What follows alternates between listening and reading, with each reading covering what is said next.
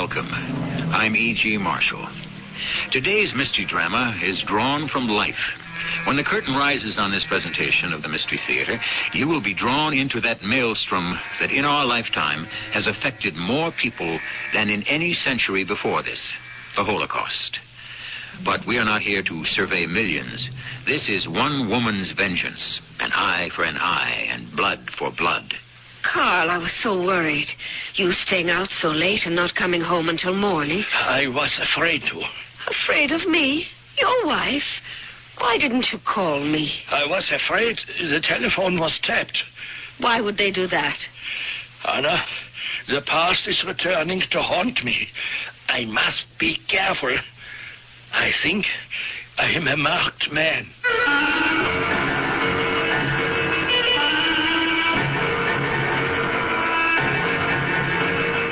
Our mystery drama, The Final Step, was written especially for the Mystery Theater by G. Frederick Lewis and stars Marion Seldes and Roberta Maxwell. I shall return shortly with Act One. Ohio's Junior Miss. Thursday on CBS Television. The first runner-up, winner of an $8,000 It's the 24th annual America's Junior Miss Pageant. Lauren Green will host as 50 high school seniors compete to win the title of America's Junior Miss.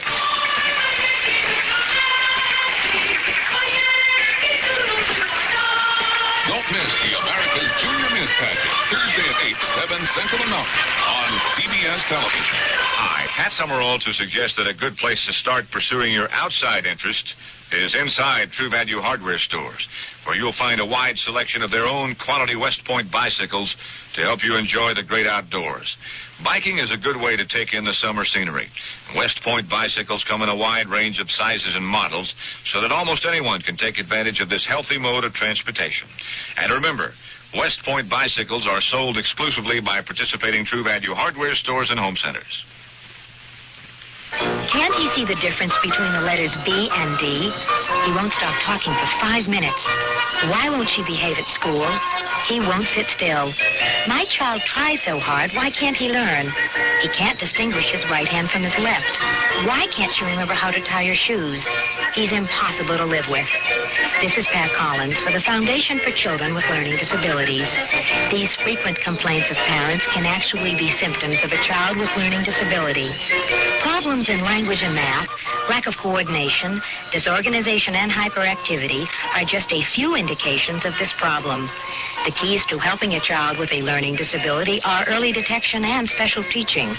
For further information on recognizing learning disabilities and to receive a free copy of Their World, a publication of FCLD, write LD, Box 2929, Grand Central Station, New York, 10163.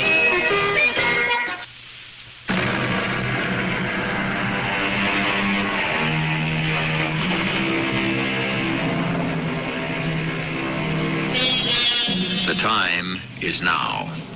It is late evening. Fog rolls in across the Jersey meadows. On the turnpike, cars venture carefully, making allowances for vision obscured through their windshields. Up ahead, flares announce an accident.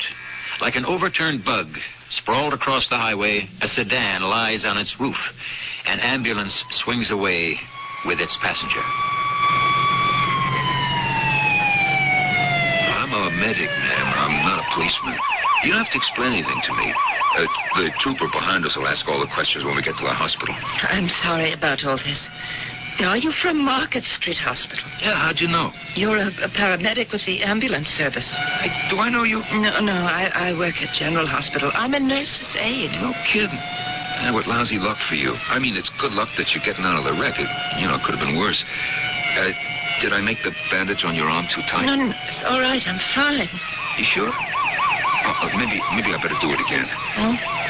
Oh, it is too tight. Look, I'll redo it nice and easy and careful. Don't you worry. There. It's all off. Hey, what are those numbers on your arm? What do you know? You mind me asking, what does 18333 mean, huh? It was out. The tattoo I'd hidden for years from everybody except Jacob. Marks no one had ever seen since I'd grown up. They couldn't find anything wrong with me at the hospital, and I called home. You what? I'm all right, Jacob. I'm all right. I was beginning to get really worried. I was just going to call the police. Yes, you don't have to. I'm right here at General. Come to the emergency entrance. There's a state trooper here. He's going to ask me some questions. Sweetheart, are you sure you're all right? I'm fine. The car is a mess. I can go home as soon as you come to get me. I'll be there in half an hour. Well, hurry, will you, darling? Of course I will. But I'm not going to go so fast on a foggy night to have an accident like some people I know. Oh. How did it happen? I'll tell you the whole story as soon as you get here. Goodbye. Well, I'd like to know the whole story, too. Are you Mrs. Naomi Berger? Yes, I am. Yes, well, my name is Johnson. I'm a state trooper. I know. I can tell by your hat. Well, I'm sorry to have to detain you this late at night, but I have to file this report. My husband won't be here right away. He drives so slowly. Yes, it's not a bad idea. You were pretty lucky, Mrs. Berger. I mean, real lucky, I'd say. Car turned over like that. And now the doctor tells me a couple of bruises and scratches. Do you think you can remember what happened? Oh, yes. And did you ask the other driver? Well, there was another driver? Well, the man who stopped short in front of me. He caused the whole thing. Oh, well, there was nobody there but you when we got there. What can you tell me? I was behind a car, and he suddenly put on his brakes, and I tried to avoid him, and then I'm not exactly sure what happened after that. According to a witness, your car climbed the guardrail and then flipped over. Yes, yes. Well, could you describe the car in front of you that suddenly stopped? I don't think so. It all happened so fast. Well, I don't suppose you saw anything of the license plate, did you? Yes, I did. There were 3 3s in it. And the letter A. The letter A and 3 3s. Now, do you remember any more than that?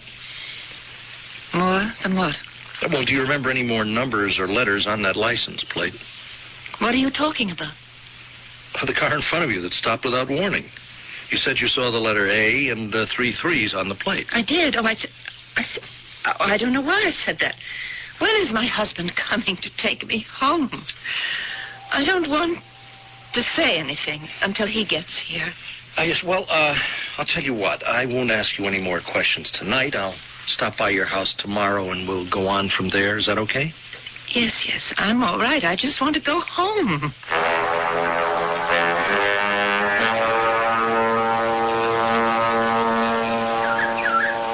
Good morning, Naomi. I thought we'd have breakfast in the garden today. Jacob, you're the sweetest husband. Oh, you made breakfast and everything. The least I could do for an injured wife. How do you feel this morning, darling? Oh, let me have some coffee first, then I'll tell you. Help yourself. And the toast before it gets too cold. There was a state trooper who phoned earlier. He was to come to see you. I told him you were still asleep. He's coming over this afternoon.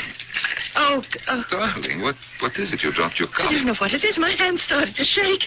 After last night, that is not so strange. Oh. Well, we won't talk about what happened. We'll put it all out of our minds. But I want to talk about it. Are you sure? Yeah. Where's the marmalade? It's right in front of you. Oh. Anyway, the trooper said I should tell you they were trying to track down the license plate with the letter A and the 3 3s. When he realized he had not asked you the color of the plate, so they could identify which state it was. I never said anything to him about A and 3 3s. Naomi, could you have said that because, well, Out of shock, maybe. In the ambulance, this young paramedic saw the A18333 on my arm. Could I have been so confused that I said that about the license plate of the car I almost ran into? I didn't tell you, did I? He was driving that car. Carl Dürer. Naomi, makes sense. How could it have been him? Now, I wish you would put all this behind you. It's making you see things, and what is worse, believe them. Now, give it up, sweetheart. Give it all up. What is past is past. I'll never give up. How can I? How could you have seen the face of a man in a car in front of you at night? Oh, Jacob, you just know it. You remember London? What? It was like that? When you spotted him on Waterloo Bridge and he ran away from you? Tonight he knew I was right there behind him. Well, if he did, and he stopped short on purpose, you might have been killed. The Lord has other plans for me. Don't make it too hard for the Lord to protect you.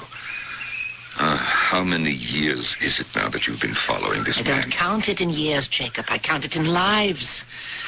My mothers, my fathers, and my sisters. You didn't know them, or you wouldn't dream of saying to me, give up. My darling Naomi, they are gone. Death camps, Nazis, crematoria. It is all part of history. It is over now. Not for me. Ever. But look at it dispassionately. Let us say that Karl Dürer is here in New Jersey. He is. And you have chased him, hunted him down from Auschwitz to Genoa to London to Argentina to New Jersey. Are you denying it was him? Of course it was. So he is here now, somewhere, in some town or city. Where does he live? Under what name? I have found out before. I can do it again. Why is he diving in front of you on the turnpike at night, or know it was you behind him? Professor, what point are you making? Naomi, is it not possible it has become an obsession? It is an obsession. I don't deny that. You ask, how did he know? I'll answer. When I came out of the hospital after the night shift, there was a car parked ahead of mine. Karl Dürer walked to that car and unlocked it. He turned for a moment and looked at me. Then he got in it and drove off. So that is how the accident happened. You were chasing him. So he recognized you, you say. But he did not know who you were. Maybe somebody from his past, somebody who could identify him. He knows I've seen him before. If the man in the car is the camp doctor who caused the death of your family... Oh, Jacob, don't be so mealy-mouthed. Caused the death. Killed them. Murdered them. If you want now to bring him to justice, you have to stop putting him on his guard by chasing him. Now, we may have to enlist the help of an international lawyer. We have to get enough evidence together to punish him legally. You may have to do it that way, Jacob. I don't have to. All I have to do is follow him until he stands still long enough for me to kill him.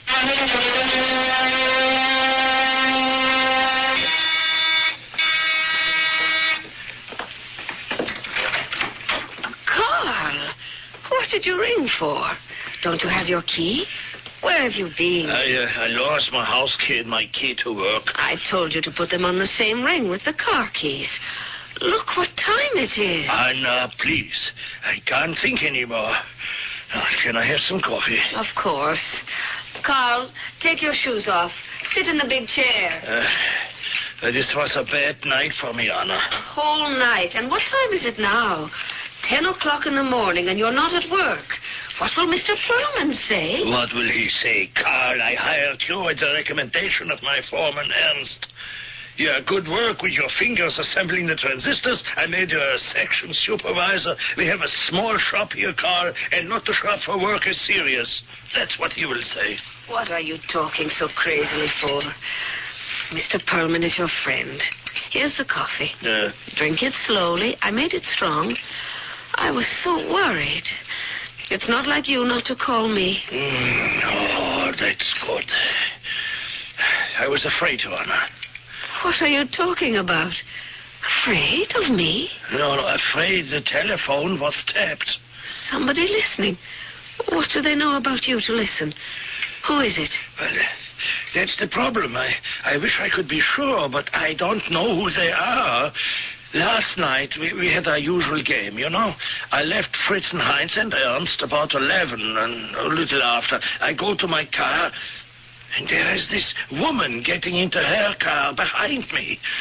And I know her right away. It's not her, is it? Yes, it is. And she knows who I am. The same woman from London and Buenos Aires? The same. How could it be? The same red hair. That moment we looked at each other at night, only an instant. I know her. She knows me. What happened then? Well, she shouts something at me, but I'm in my car and driving away fast, and she follows in her car. She's crazy. We are on the parkway going north away from town. I cannot shake her. She's very close behind me. And suddenly there's a dog. You know how I feel about animals. I pull the brake down not to hit it. The woman is too close. She hits in the back of my car. You know, the bumper is bent, the fender. My neck, it hurts. But, well, I stop. She has hit the guardrail and her car is turned over. What did you do? Well, there are no flames. I get back into my car and I can see her crawling out.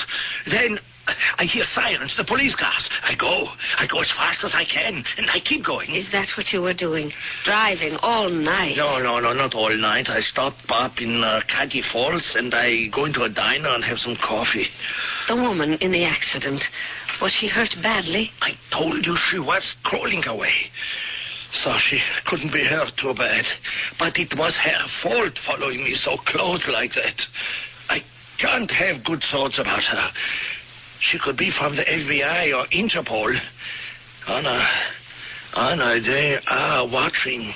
Still, after all these years. I don't know if there are limitations on what they call war crimes. What crime did you commit?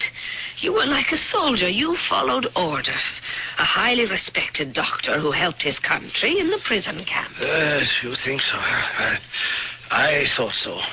But the Russians and the British and the Americans and the Israelis, they don't think so. I thought when we finally came to America, we could live new lives and the past would be dead, buried forever. Oh, I almost forgot. One good thing did happen in all this horror, and I'm proud of myself at least for that. What happened? The dog that ran out in front of the car, I told you. Well, I didn't hit him. Poor little thing out late at night.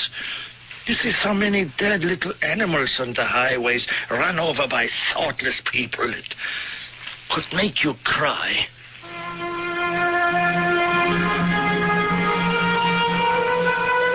I think you're getting the drift of where all this is leading. This is no mere tale of retribution or revenge. It involves a crime of war. All societies, it's been said, are capable of committing war atrocities. So who are we to cast the first stone? I shall continue our account of Naomi's pursuit of such a criminal when I return shortly with Act 2. Feeling fit, feel so good, burning up the way you know you should. I'm Susan Anton. The ultimate in feeling fit is sleeping on a Perfect Sleeper Pillow Soft. Extra thick comfort on top and ultra firm support inside. Perfect Sleeper Pillow Soft. Be a perfect sleeper. Buy a Perfect Sleeper. Perfect Sleeper. Turn up. It's a healthy investment in yourself. The family's all gathered, summertime is here. Volleyball and barbecuing, it's that time of year. Working up first, just sitting in the shade. Nothing's finer than the taste of good old-fashioned lemonade. Country time, tastes like good old-fashioned lemonade. Made with natural lemon flavors, so it's not too tart, not too sweet. Country Time lemonade flavored drink. Tastes like good old-fashioned lemonade. This is Ken Howard. If you're over 18 and already out of school, I have a personal question for you. Can you read as well as you would like to? I don't mean just traffic signs and sports programs. I'm talking about books, magazines, and newspapers, and the labels on medicine and food packages. If you don't read well enough to understand these, you can get help at your library. Many libraries offer assistance for people who didn't learn to read very well in school. If they don't have the programs themselves, librarians can often recommend a local tutor, self-help books, or even televised instruction that includes other subjects as well as reading. 25 million Americans have trouble reading, and some of them don't even realize it, or they're too embarrassed to ask for help. If you are one of them, don't waste your mind any longer. The libraries in your area are waiting to help you. You just walk right in and ask for books on any subject that interests you, whether it's basketball, basket weaving, or the mystery of the Baskervilles. You name it, the library has it. They've got your number. Now you get theirs and give them a call. A public service message of the American Library Association.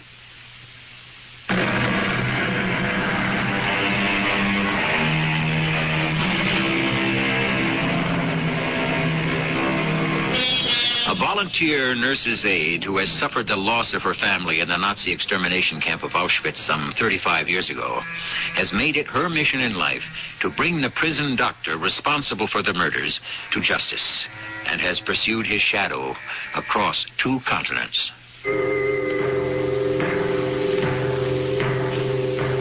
This is the incomprehensible position I find myself in. Me, Karl Dürer, graduate of the Medical Academy at Dresden, honored in Stuttgart and Berlin for outstanding genetic research. I conducted bona fide medical experiments at Auschwitz. They don't believe that. I was never a Nazi. They don't believe that. So for years, I've been on the run. It is unjust. This creature with the red hair, she must have survived somehow. What does she want from me?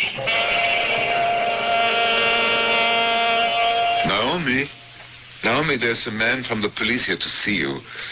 She will be right down. I'm sorry I couldn't get here yesterday. You're her husband? I always forget to introduce myself. Jacob Berger. Yeah, well, here, let's see. Oh, you teach classical literature and German history at the junior college, huh? You know a great deal about me. And your wife does volunteer work at General Hospital. In the laboratory, not with the patients. But why such investigation, Mr. Johnson? Well, sir, Mrs. Berger narrowly escaped with her life, so naturally we check every body and everything. Good morning. I forgot your name? Oh, Johnson, Mrs. Berger, state trooper. May I sit down? Yes, and you may take your hat off. Ma'am? Oh, I'm sorry. Now, let's see. You told me the night of the accident you observed the license plate of the car you hit had the letter A and 3 3s. Do you remember the color of the plate by any chance? No, I don't. I see. The color of the car? Blue. Blue sedan. How far in front of you was he? I don't know. It's kind of hard to say how far. 1 car length, 2 car lengths, 3, 4, huh? I'm not sure. Oh. You were following this car for some distance? I guess so. You say you didn't know the identity of the driver or any occupant of the car you hit? How could I know them? So there's no basis in the fact for presuming you might have been chasing this car. Chasing? Why would I do that? Well, you were not on your way home from the hospital, were you? If I may interrupt, I get the impression that the police believe there's something suspicious in my wife's actions and she's being accused of something. Well, sir, we have 2 eyewitness accounts, Mrs. Berger, of which I'd like to check with you. Witness 1 told us that a gentleman alone got into a car opposite the General Hospital at 11:10 the night before last, that you were parked behind him. The witness was passing along the sidewalk when you shouted from your car, Mrs. Berger, "I'll get you yet." The man drove off, and you started your vehicle and drove off after him. Tell me, what is this? Jacob, it's false. Now, the second eyewitness account was given to me personally at the Turnpike toll booth by the attendant on duty. He told me that on the night in question, a woman with red hair followed a blue sedan which had just passed and asked the attendant if that car had taken the service road or continued along the Turnpike. And because this woman had red hair, you are saying it was me? No, ma'am. I'm asking, was it you? I think, Mr. Johnson, before this questioning goes any further, my wife ought to have legal advice. Well, you're entitled. But I'd like you to accompany me now to the police station so that the 2 eyewitnesses could make positive identification. My wife would be happy to comply, but I think in this case also she is entitled to consult legal counsel. I can't deny you that, sir, either. Give us a call tomorrow, will you? Or have your attorney call and we'll arrange for the witnesses. Now, in the meantime, I must warn you, Mrs. Berger, not to leave town. Good day to you. Tomorrow, don't forget. So long, folks. Do we have to get ourselves a lawyer? I don't know. You were very foolish. After all these years to betray yourself like that, shouting threats into the street. It was just too much to see him so close like that. But why didn't you tell me the truth? I did, but I didn't tell you all of it. Jacob, I feel we are at the end of the trail. We've talked about this so often, but he's here now. He must be living in this area and working here. Now we should put the main plan into operation. That plan? You don't have to be part of it, Jacob, if you don't wish to be. We agreed on that. I always said that when the time comes and you can't go the final step, I'll let you out. I'll do it alone. No, we are in this together. Everything. The final step included. When I married you, your mother and father and your sister Lisa became my mother and father and sister. I want Carl Dürer to pay the ultimate price as much as you do. He's had the luck to escape for a long time. I think it is over.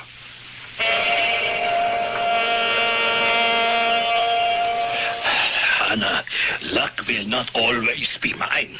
How much longer can I escape this woman with the red hair? There is a way.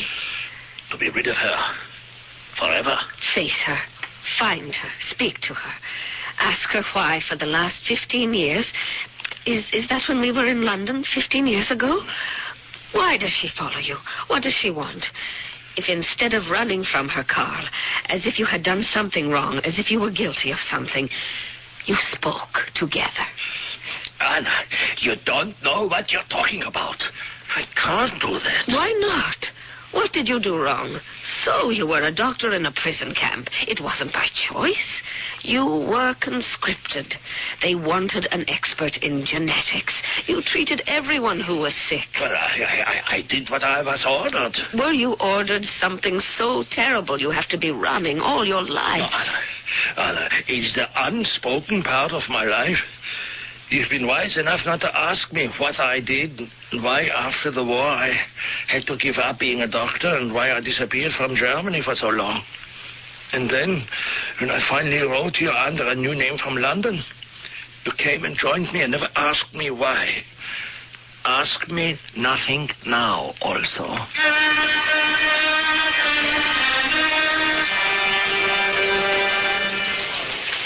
You know what I'm going to tell that state trooper, don't you? Yes, just exactly how much?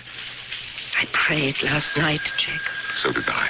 I said to Mama and Papa and Lisa, now is almost the end of the trail.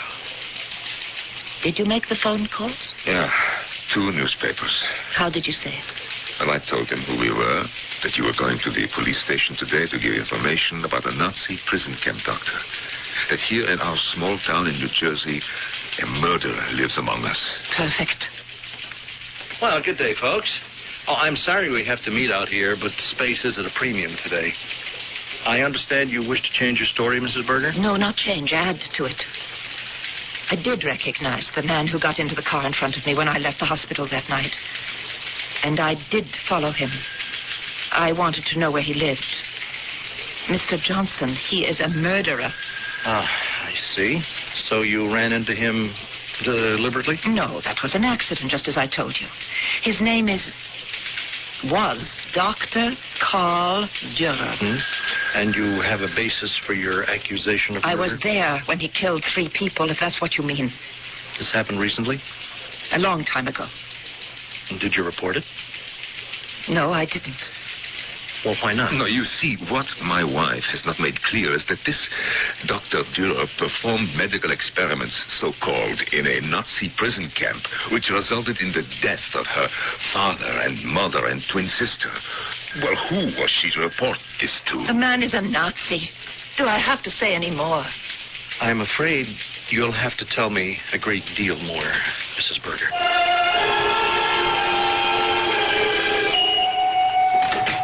Carl, is that you? Yes, I'm home, Anna. Oh, I'll get the phone. No, don't answer it. Don't answer it, please, Carl. Why not? It's been ringing all day, since you went to work. Why don't you answer the phone? This is too stupid. Carl, please. Hello? Hello? Who is this? Who is this? Who are you? It was one of them, wasn't it? Has this been going on all day? Horrible.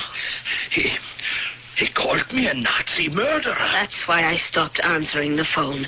Didn't you see the morning paper? No. Here. Look. On the front page. Anna, please, you read it. A murderer in our midst. Mrs. Naomi Berger accuses Karl Dürer of being a Nazi torturer at Auschwitz, the infamous Nazi extermination camp of World War II. The wife of Jacob Berger, professor of German history, made a statement today at police headquarters denouncing Stop it! All day, people have been calling here. They look us up in the telephone book. What are we going to do? We have to go away. Where can we go, Carl? You must stand up to this woman. See her.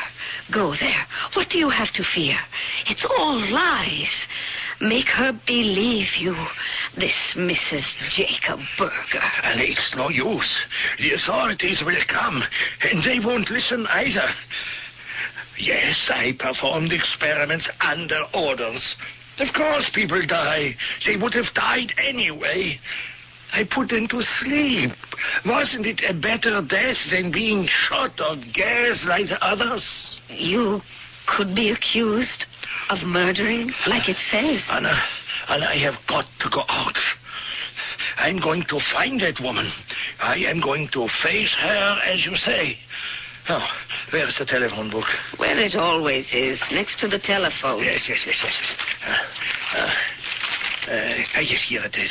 Just like any other name. Now, what is her husband's name?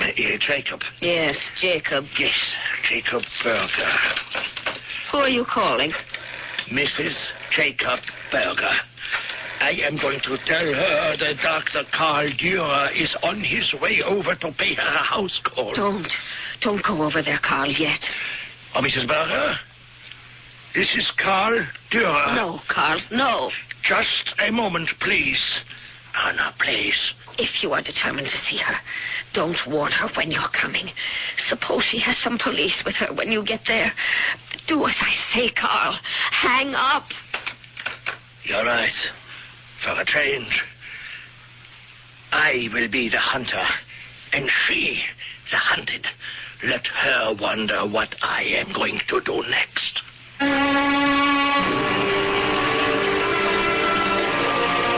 It has often been said that the mills of the gods grind slowly, yet they grind exceeding small.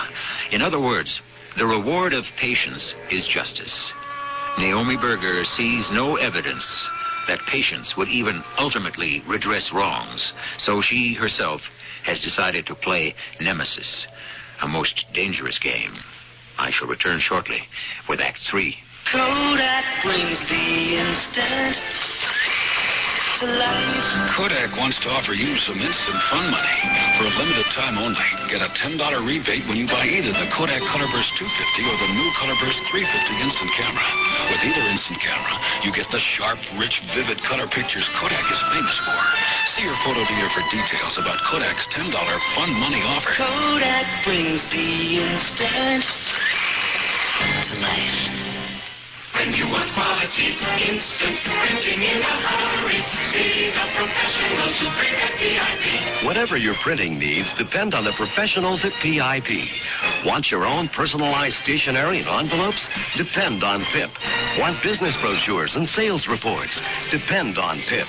For all your printing needs, depend on PIP.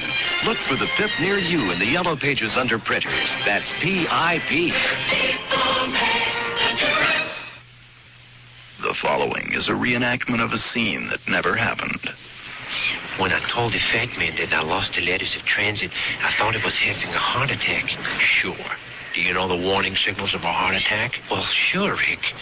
Well, no, Rick. Then listen and get it once. A pain in the center of your chest may spread to a shoulder, your neck, or an arm. May feel dizzy, nauseous, sweaty. If it lasts 2 minutes or longer, get emergency help right away. Got it? Sure, Rick. Oh, Rick? Yeah, shoot. Well, the fat man was mad when I called the ambulance. She said it wasn't a heart attack, but me giving him indigestion. That's common enough. A lot of heart attack victims say there's nothing wrong. Want to think it'll go away. Your American Heart Association has the information on heart attack, so get them on the phone. They're fighting for your life. But, Rick, the fat man did have indigestion. I'm feeling a little queasy myself. Well, did I make a mistake, Rick? Aside from being born, you mean? No.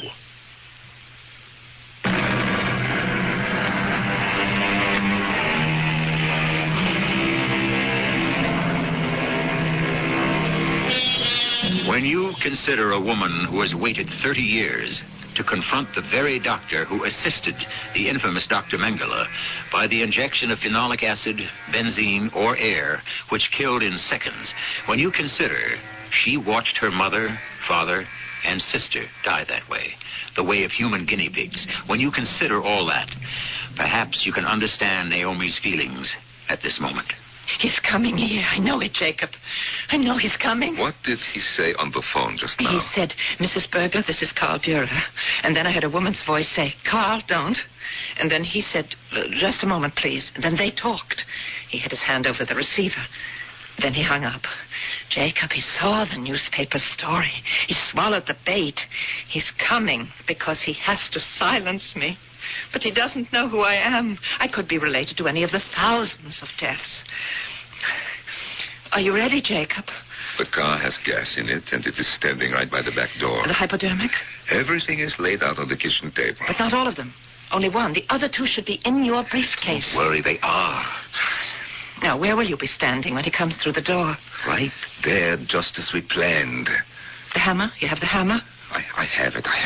I'm looking at my wife, planning this so matter-of-factly, and I don't know you. Yes, you do. The final step. We've always talked about it.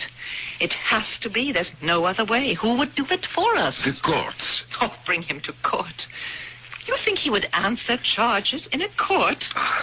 What time is it? Maybe he won't come. He'll come. He has to. He has to know who I am. What evidence do I have? How safe is he? What do I know? Suppose he carries a pistol. Have you considered that? Why do you think I am answering the door? And you are standing behind it with a hammer in your hand. Oh, let him come now.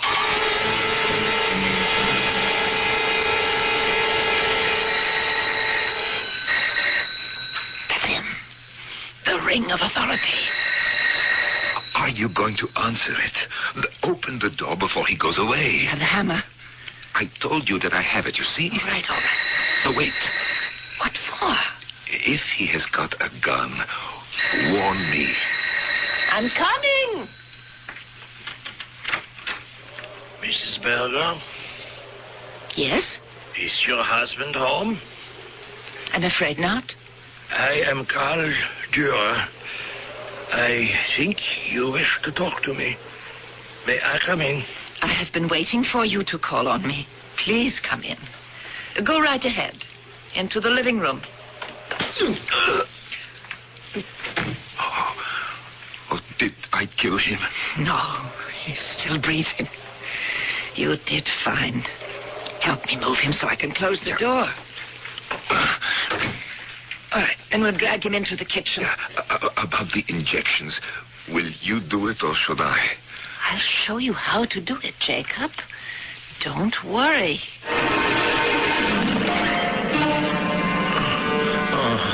He's coming to. Oh, how is he going to react when he is fully conscious? His mind will be fairly clear, but he'll have no power over his body. He'll be able to talk slowly, but overall he'll be very weak and defenseless, just like his victims at Auschwitz. Where am I? You are in the kitchen of my house. I introduce myself to you, Dr. Dürer. I am Naomi Berger, and this is my husband, Jacob. What have you given me? Why do I feel so weak? Don't you recognize it, Herr Doctor? You use so much of it. It is the same drug you gave my mother and father and sister many years ago to quiet them, so that when you were quite ready to administer... You are mistaking me for someone else. I thought as a genetic scientist you would like to experience this sensation firsthand. I can't move. Well, perhaps it is not entirely the drug. Perhaps you are paralyzed with fear. 3 doses tonight. 1 for my mother, 1 for my father, and 1 for my sister, Lisa. Why do you accuse me of these things? Because I was there. I was in that hospital. The 4 of us. I saw with my own eyes. I saw your Dr. Mengele say to you, Carl, take care of these biologically inferior specimens. So it was time for the second treatment, and you injected the specimens. Mother, father, and Lisa. No, you're wrong. I was not a camp doctor at Auschwitz. But then it was time for lunch, and you said to me, little girl, wait there, so your mother and father and sister will see you when they wake up. And then you went to lunch. That was not me. You are mistaken. It was someone else. Only I knew they would never wake up, and for some reason I wasn't weak. I was strong, and I ran away, and I hid. Naomi, is it time for the next injection? No, not yet. Redhead. You are the redhead. Can you remember now, Herr Dürer? 15 years ago, 20. I never forgot you, Herr Dürer. Everything is fine, Jacob, all in order. I'll help you carry the doctor to the car.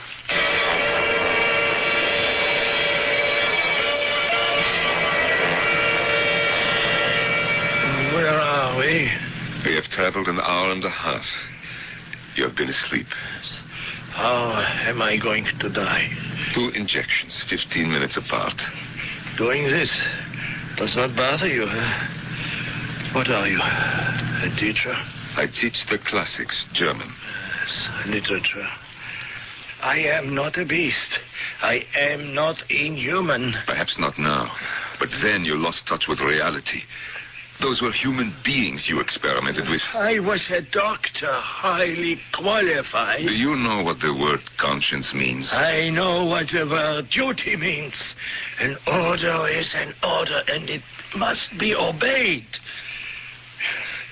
You believe that I would be here today if I had disobeyed? You would have been here with a clear conscience. Conscience? This is the only word you know. Can you move your arms or hands, Dr. Dürer? No. My body will not obey me. I couldn't even spit in your eye. Then you will have no difficulty in holding still while I roll up your right sleeve.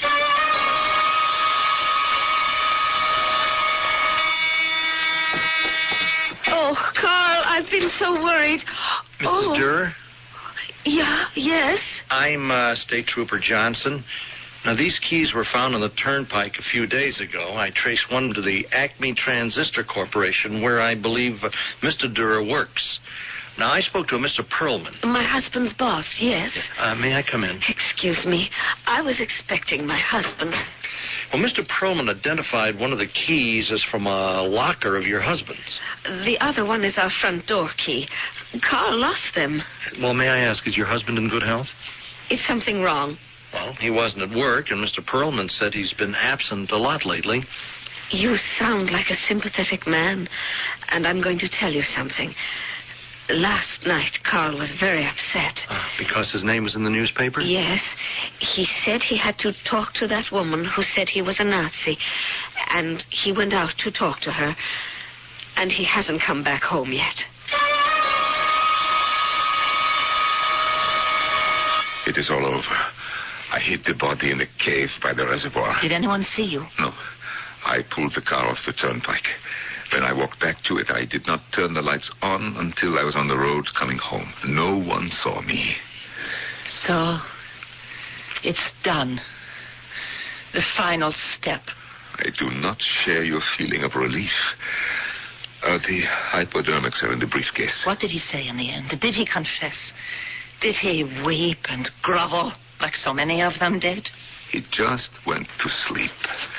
Now, I'll take these hypodermics and wash them out. I know it's late, Jacob. Would you like something to eat?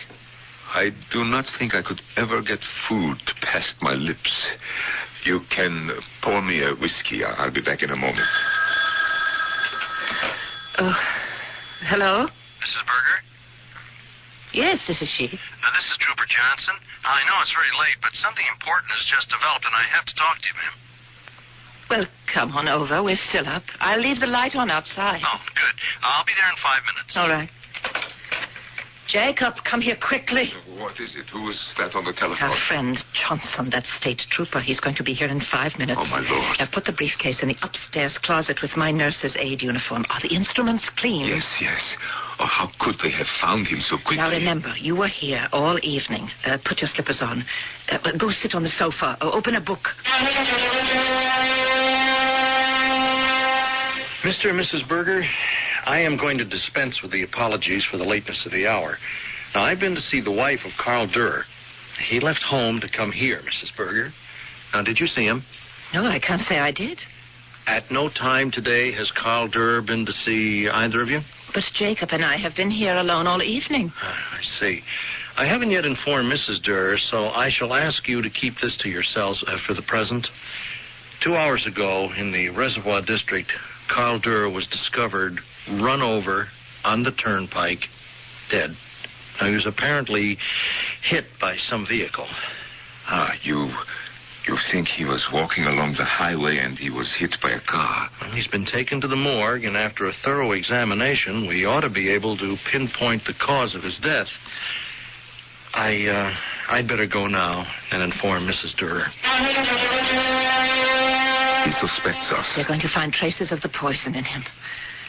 I don't understand how, after those injections, he could get up and walk to the turnpike. It was the identical phenolic acid he used on Mother and Father and Lisa. It is just beyond me. Naomi.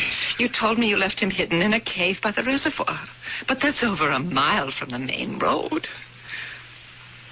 Jacob, what happened? Naomi, I could not do it. I did not inject anything lethal at all. I started to roll up his sleeve. I took out the hypo and he passed out. Fear, shock, or what remained from the original tranquilizer, I do not know. I pulled him out of the car. I propped him against a tree, and I drove off. I knew he would wake up sometime. I'm sorry, Naomi. You didn't do it. I couldn't. I could not take that final step. Oh, my dear Jacob. How could I have asked it of you? He must have come to and started to walk home, and somebody else. He could have been blinded by headlights. Oh, Jacob. All these years, and we never punished him. Isn't it enough that we brought him to the edge of death?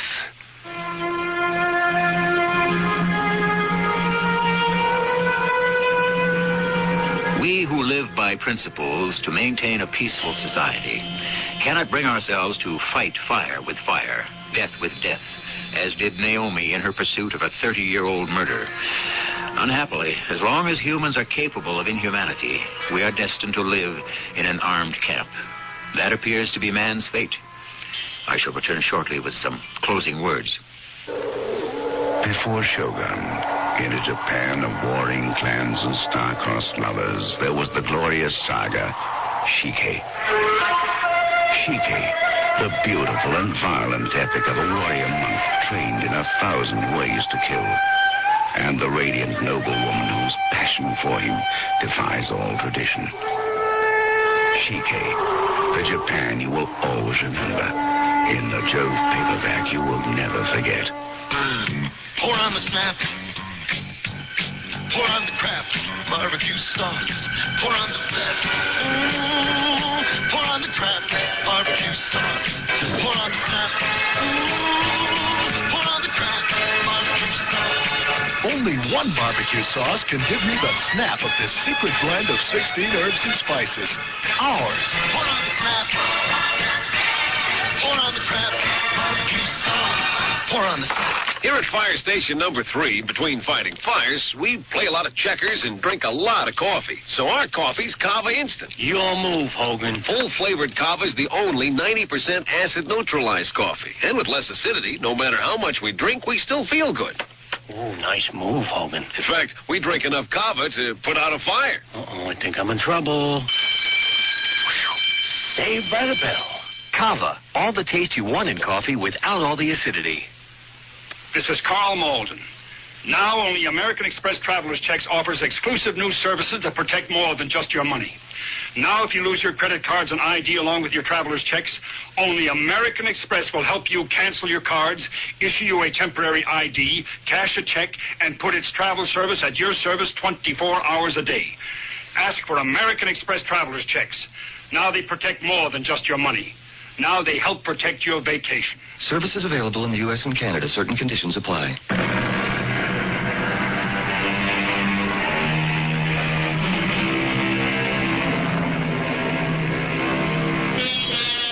None have defined man's nature better than Rudyard Kipling. He observed the struggle between the law-abiding and the lawless and translated it into the law of the jungle. Now, this is the law of the jungle, he wrote, as old and as true as the sky. And the wolf that shall keep it may prosper, but the wolf that shall break it must die. Our cast included Marion Seldes, Roberta Maxwell, Norman Rose, and Earl Hammond. The entire production was under the direction of Hyman Brown. This is E.G. Marshall, inviting you to return to our Mystery Theater for another adventure in the macabre. Until next time, pleasant dreams.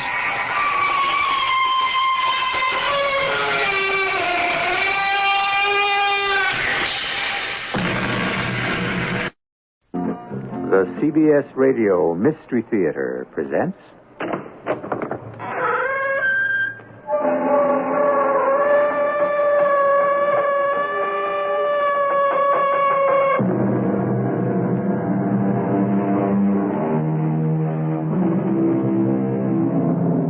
Come in. Welcome. I'm E.G. Marshall. We're about to bring you a love story. Before we're through, you may say that we have subjected you to too much turbulence and too many shocks for a love story. But whoever said that a love story was nothing but sweetness and light? No one, that is, who's ever been in love. That's the planet Venus. That's so. Venus is the morning star. I never knew that. Venus is also the evening star. As the evening star, Venus used to be called Hesperus. Yeah? But as the morning star, Venus was called Lucifer.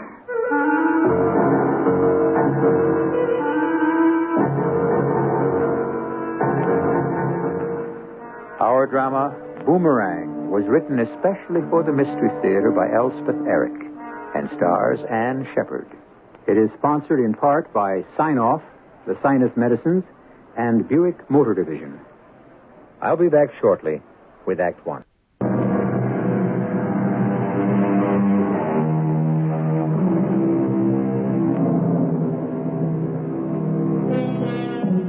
There's a word going around these days, going around a bit aimlessly and subjected to frequent mistreatment.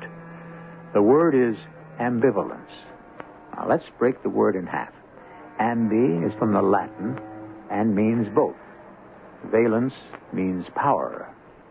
Put the two halves together, and we have our word back again. Ambivalence, which means simultaneous attraction toward and repulsion from. This story is about ambivalence, and that's why I call it Boomerang.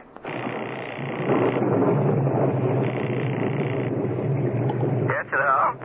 Hello? Oh, you sound so cross. Who is this? Me. Carol. Oh, Carol, sorry, I was working. I hate it when you sound like that, Robin. Well, I am on the last chapter. Did I interrupt you? Yes, you actually did. Oh, I'm sorry. Truly sorry. How are you? I'm fine. Except for this cold. Got a cold? Yes. Can't you tell? What was it you wanted? I mean, why the call? Look, will I see you tonight? I try, but the work is going so well, and I hate to break a streak, lose my concentration. You know how it is. Well, I don't know if I do. had a writer, you would. Did I break your concentration, calling you up? Matter of fact, you probably did. Well, if I did, then why didn't you come over here? Your house? Are you mad? Why do you say that? But 2 miles to your house, and I'm working. Well, if you really wanted It's to. raining. What's a little rain? Carol, I'm working. Can't you get that through your head? Are you saying I'm stupid? No, not stupid. Just tell you what, I'll come to see you. No, don't do that. I love to walk in the rain. I'm working, Carol. You don't want to see me. You don't give a hoot about me. You never did. Oh, Carol. You're just somebody to mess around with. I'm just a dumb little American as far as you're concerned. Oh, now, Carol, You don't love me? You don't have any respect for me? No, that's not true, really. That's not You true. swear? You swear it's not? Oh, Carol. Swear. I don't like to swear things like that. It's not right. Where? Carol, I swear, satisfied. I'll be right over. No, Carol, please don't. I'll be there in about an hour. Carol. My Lord and Master, I own you for my God.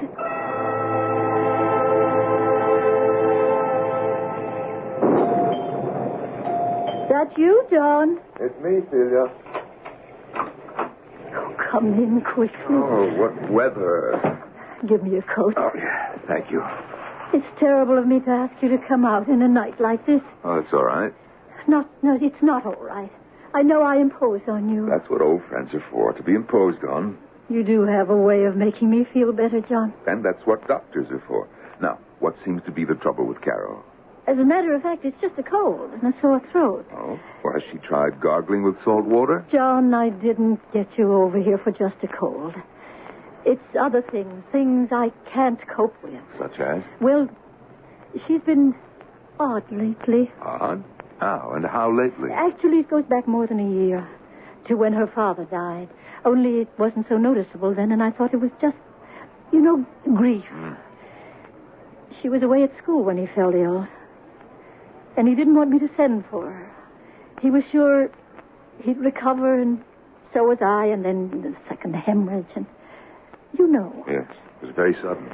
And I've always felt that she held it against me that he died. Oh, surely not. I know she blamed me, that she wasn't here. And I suppose that was my fault. No, Celia, no, it well, wasn't. Anyway, she grew more and more silent and sullen and hostile. So I brought her home where I could keep an eye on her, but it hasn't helped, John. She's very polite to me, and that's about all. You can't talk to her? What about? What would I say? It's not that she's done anything. Sometimes I wish she had. Well, then, what is it? Tell me, Celia. She shuts herself up in her room a lot. She doesn't go out at all? There's a man. She goes out with him. Ah. She met him about a month ago at a beach party. He's very nice. His name is Robin Graves. Oh, yes, the young Englishman. I treated him once. Took a fishhook out of his hand. He's a novelist. Lives in the Devereux Beach House. He's older than Carol, isn't he? He's in his 30s, I think. You know him? I've met him several times, talked to him. When he comes here to pick up Carol, I don't let her drive the car. Other people let their children drive at 16 or even younger, but I won't. That's wise. And Robin's been very nice about taking her places, parties and swimming and things like that. Then she does go out. And with Robin Graves, she does. Nobody else. When she's not with him, she mostly stays in her room, and John, she... Yes, Celia. She's what? She talks to herself. I hear her, John, talking to herself.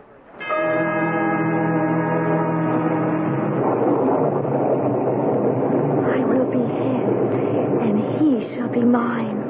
Our souls shall be one, and our flesh shall be one, and we shall be one substance. We shall live and breathe only for each other.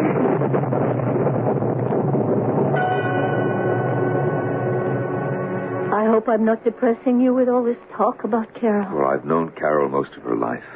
I think that she's basically very stable. How could she be anything else with you for a mother? Am I stable? Mm-hmm. Among other things. Celia, 16 is a vulnerable age. No longer a child, not yet grown. Wide open to all sorts of sensations, all sorts of hurts. You sound as though you knew something about it. Do you? Well, I was 16 once. That doesn't count. And I've read a lot. And I've been analyzed. I never knew that. Well, there are several things you don't know about me. I've also been in love. You have? Oh, yes. Madly, desperately in love. Only one? Only once. Was it painful? Very painful. It still is. Well, I hope that's all that's wrong with Carol. That she's in love with Robin Grace. Celia, tell me about this talking to herself alone in her room. Have you any clues as to what she's saying? I haven't been able to make out any words, but her tone of voice, it's very low and it's kind of... Kind of what? I don't know exactly how to describe it. It sounds as though she's praying.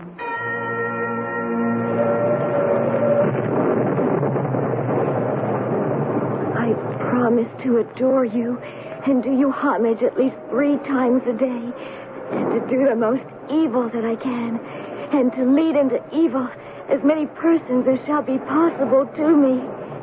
I give you my body and my soul and my life as holding it from you, having dedicated it forever without any will to repent. Pray? Well, that sounds harmless enough. I suppose. If only I was sure it really is praying. It really only sounds like praying. There's something about it that sounds like something else. Like what, for instance? Like blasphemy. Oh, now, Celia. I know. I'm imagining things. You know, perhaps if she got out more and saw more people. No, I wish she would. Maybe you should let her drive the car. Or if you don't want to do that, maybe you should move closer to town. Give up this house? Well, it is awfully remote, Celia. But we've always lived here. I don't think Carol would like living anyplace else. And you don't have any close neighbors? Well, we've never minded. Celia, I worry about you. Do you really? Yes, I do. You don't need to, John. You let me be the judge of that. As a matter of fact, well, I worry so much, I brought you something.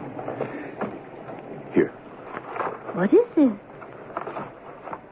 It's a revolver.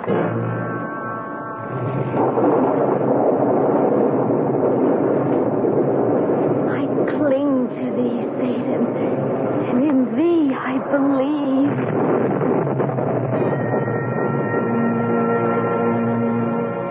John. Do you know anything about revolvers? Absolutely nothing. Well, you'll have to learn. I don't want to learn. Celia, you are 2 lone women living in an old house all by yourself. We manage all right. You have up to now. Well, we'll go on managing without any guns in the house. Celia, no, John, absolutely not. I couldn't bear to touch that awful thing. Well, then let me put it in the drawer of this desk. No. Just in case somebody should break in here. I couldn't use it on anybody. Well, you wouldn't have to, but you'd know that it's here. Oh, John. All right? I guess so. Yes, it's all right. Good. Now, let's go look in on Carol. All right. It's just a cold, you know. It's nothing serious. And a sore throat, she said. Well, she said her throat was a little sore. Carol? Dr. John is here, dear. He wants to check on your cold. Carol? John? The window's open. She's not here.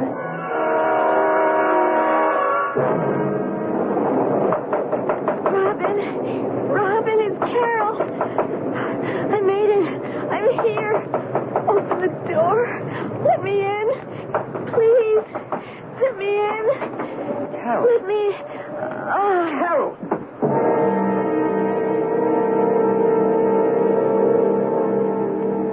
Do you know where your children are? Do you know what your children are doing? Do you know what they are contemplating? What they are regretting? What they hope for? What they long for? What they dread? What they feel? Probably you don't. But probably it is precisely what you did. hoped for, longed for, dreaded, and felt. If only you could remember what it was. I'll continue with Act 2 shortly.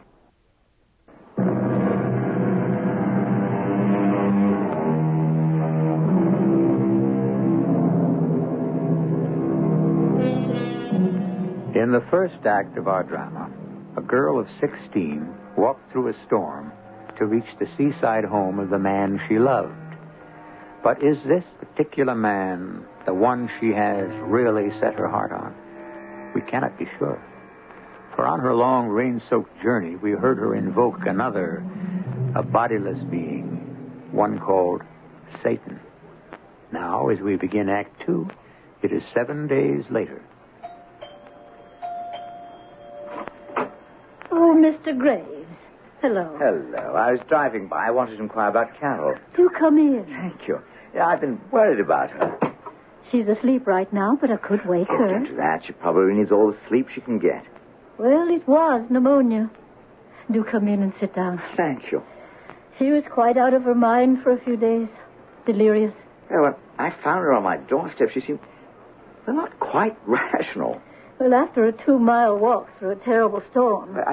I do hope you don't hold me responsible for what happened. Oh, no. It was very impetuous of Carol to go out into that dreadful storm. Very impetuous. Very foolish. I can't imagine why she did it. I really never imagined she would. If I'd known she wanted to see me that badly, that it was that urgent, I'd have come over here, of course. But I never... Well, I thought I explained it adequately, but apparently I didn't. You talked to Carol that day. Didn't she tell you? Well, Carol doesn't always tell me things. In fact, she very often doesn't. Lately, she never does. Well, she called me and said she wanted to talk, not about anything in particular, just to talk. I explained that I was working on my last chapter and didn't want to break my concentration. Well, that's very understandable. Yes, but she seemed offended. Well, of course, Carol is a very young girl. She takes offense at the least little thing. I'm afraid she does, yes. I'm very fond of her, but, well, you... I understand. When I said I couldn't break away just then, she said she'd come to my place. Of course, I said, no, don't do that. I pointed out that it was raining. I never dreamed she'd try to walk the whole 2 miles. Lord, I thought she'd drive over. I don't let her use the car. Well, I know that, but she could have asked you. Well, she seldom asks me anything anymore. No, she just started out on foot. Really, I am so sorry about the whole thing. Well, I know it was my fault, at least in part. Oh, no. And I am very fond of Carol. I really am. I'm sure you are. I wouldn't hurt her for the world. I'm afraid she's a little more than fond of you. Yes, well, that had occurred to me. It's very embarrassing. No, don't be embarrassed. It's nothing you could have prevented. Well, I am older than she is by quite a bit. Even so? Well, young people these days, well, you know. I do know. They give the impression of being so free, so self-possessed, so grown-up. It's easy to be taken in by it. And in Carol's case, I was. I'm afraid an impression is all it is. Nobody at 16 is very free or self-possessed or grown up. It has been quite a revelation to me. It taught me a lesson, too, not to take such things at any rate for granted, just because, well, the way they talk, all this business of being, what is your expression, with it, you know? Oh, yes.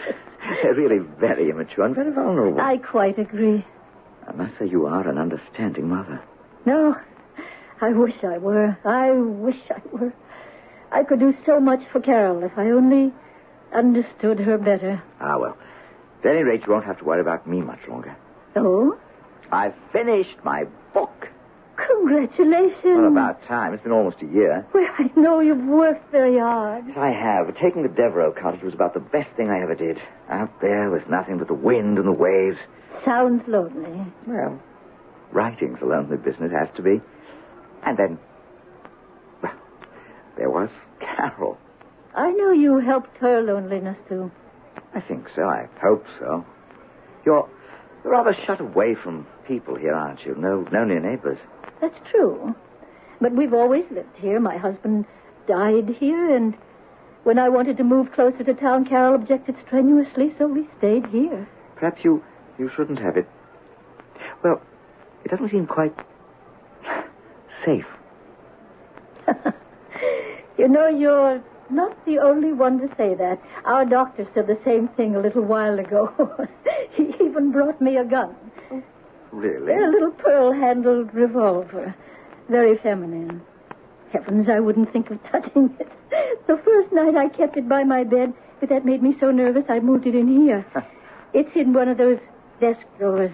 I hope I never have to look at it. Well, never mind about that.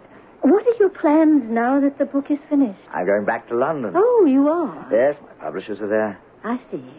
I hope you don't think I'm running out on Carol. Oh, no. I don't think so at all. I hope she won't think so. Why don't I go and wake her up? She'll want to hear your news about the book. No, don't do that. Let her sleep. I'll phone her later. When do you take off for London? This afternoon now. Now that I know that Carol's going to be all right. So soon. Well, I'll tell her. Unless you'd rather tell her yourself? Well, I will phone her later before I leave for the airport. I do so want to say goodbye anyhow. All right. And I do wish you'd keep me informed if it isn't too much trouble, how she is, how she's getting along. Because, well, I really am very fond of Carol. Well, of course I'll let you know. I'll just write out my address if you don't mind. I have a little flat in London. There. Can you read that? Oh, yes. I'll leave it here on the desk. And thank you so much. Thank you for stopping by. Carol will be sorry to have missed you, but maybe it's just as well. I think so. I really do. Goodbye. And thank you again for being so kind. I do appreciate it. Not at all. Goodbye.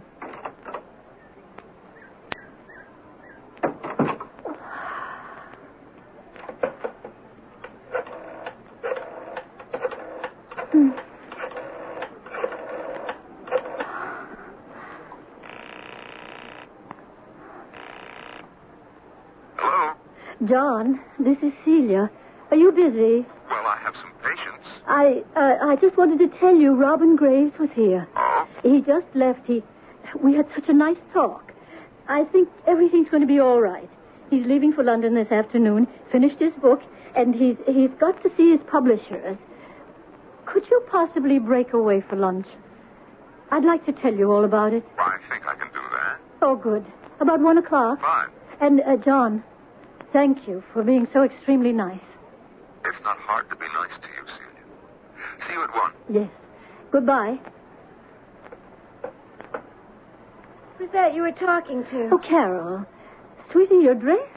I get tired of lying in bed. I didn't even know you were awake. Who were you talking to? That was Dr. John, dear. He's coming here for luncheon. I knew I heard you talking to someone. Carol, you like Dr. John, don't you? He's all right. He's so kind and thoughtful. I guess he is. And he thinks a lot of you.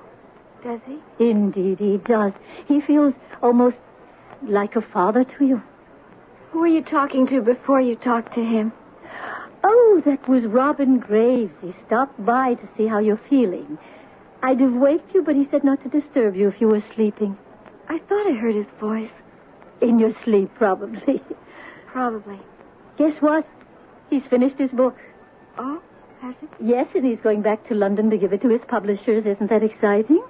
When is he going? Why, I think he said this afternoon. I think that's what he said. He wanted to be sure you were going to be all right. And then, oh, heavens, it's after 12 o'clock. I'd better go out to the kitchen and see what's in the fridge for lunch. Don't you think you ought to go back to bed, dear? Maybe I'll stay up and have lunch with you and Dr. John. Well, I don't know as you'd better do that, Carol. He and I have several things to talk about privately. Oh? Like what? Oh. Well, it's this and that. You do like him, Carol, don't you? You said you did. Well, sure, I like him. I'm glad you do. Are you going to marry him? Oh, heavens. He hasn't even asked me. What a question. Probably will. Well, that remains to be seen. It's you I'm thinking about right now. You You're not too upset over Robin Graves, are you? He's going back to London. I knew he'd go sometime. So then that's all right. Hadn't you better go check on the food? Yes, darling. Yes, I'd better. And you go back to bed? All right. When Dr. John gets here, I'll have him take a look at you. See if it's all right for you to be up and around. Okay. I think we have eggs in the house and stuff for salad.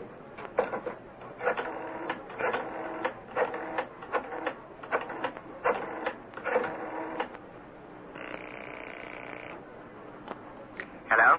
This is Carol. Hello? Oh, Carol. Look, I was just rushing through the house. I have to catch a plane. You're going back to London? Well, your mother told you. You finished the book. Yes, and I think it's a rather good one if I do say so myself. You have to see your publishers.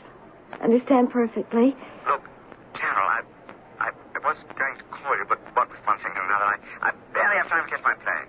What time does it leave? Well, I forget exactly right now. I've just got time to make it, traffic and all. I was going to send you a wire or something. Anyway, look, I write you from London, tell you everything. You do that. I'm so glad you're better. Your mother said you were. I'm fine. I'm perfectly fine. That's splendid. Pneumonia, that's nothing to fool around with. I'm fine now. Yeah, it was kind of a foolish thing to do, going out in all that rain. You know that, don't you? I wanted to see you. Yes, well, look, I really do have to go. You understand? Yes, I understand, all right. Good. I write you from London about the book and everything. That'll be splendid. Goodbye. Look, goodbye, Carol. Take good care of yourself, won't you? Yes, I'll take care of everything. Good. Well, so long, Carol. So long, Robin. Eco, Azarak. Eco, Zamalak. Eco.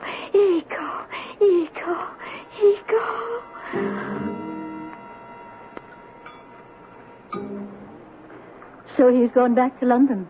And you say that Carol took it well? Very well. Very calm about the whole thing. Oh, John, I'm so relieved. Oh, of course you are. It was just a crush, this whole thing with Robin Graves.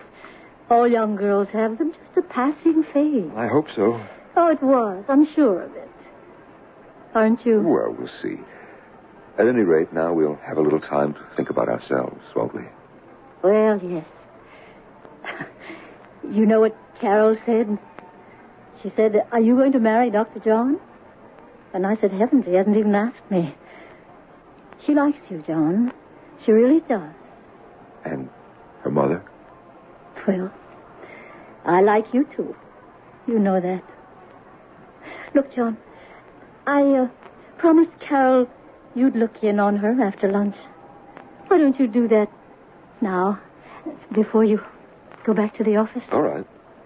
If you don't mind. Let's go see her right now. It'll set my mind at rest, knowing she's all right. Celia, what happened to your car? It's not in the driveway. Well, it must be. Let me look. It wasn't there when I drove up. John, you're right. The car's gone. If you bear ill will to anybody, look on them with open eyes and pray evil for them in my name, and you will get your heart's desire. I cling to thee, Satan, and in thee I believe. I give you my soul, my body, and my life. Eco, Azarak, Eco, Zamalak. What are you, crazy?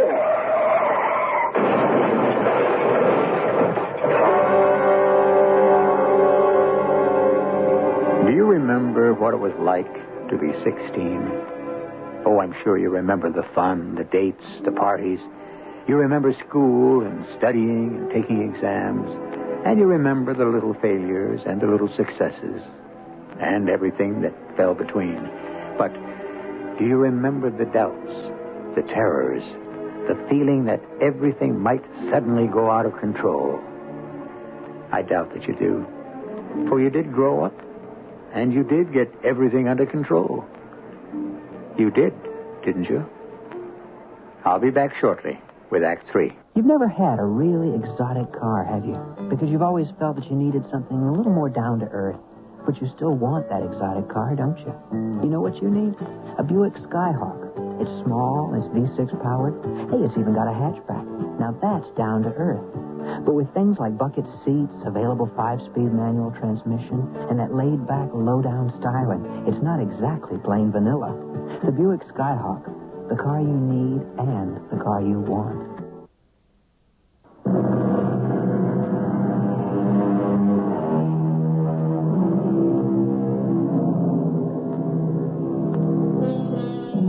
Recovering from pneumonia, self-inflicted when she walked 2 miles through a rainstorm to see the supposed man of her dreams, Carol learned in Act 2 that the man was about to leave for his native city of London. Toward the end of the act, her mother discovered that Carol had absconded with their family automobile.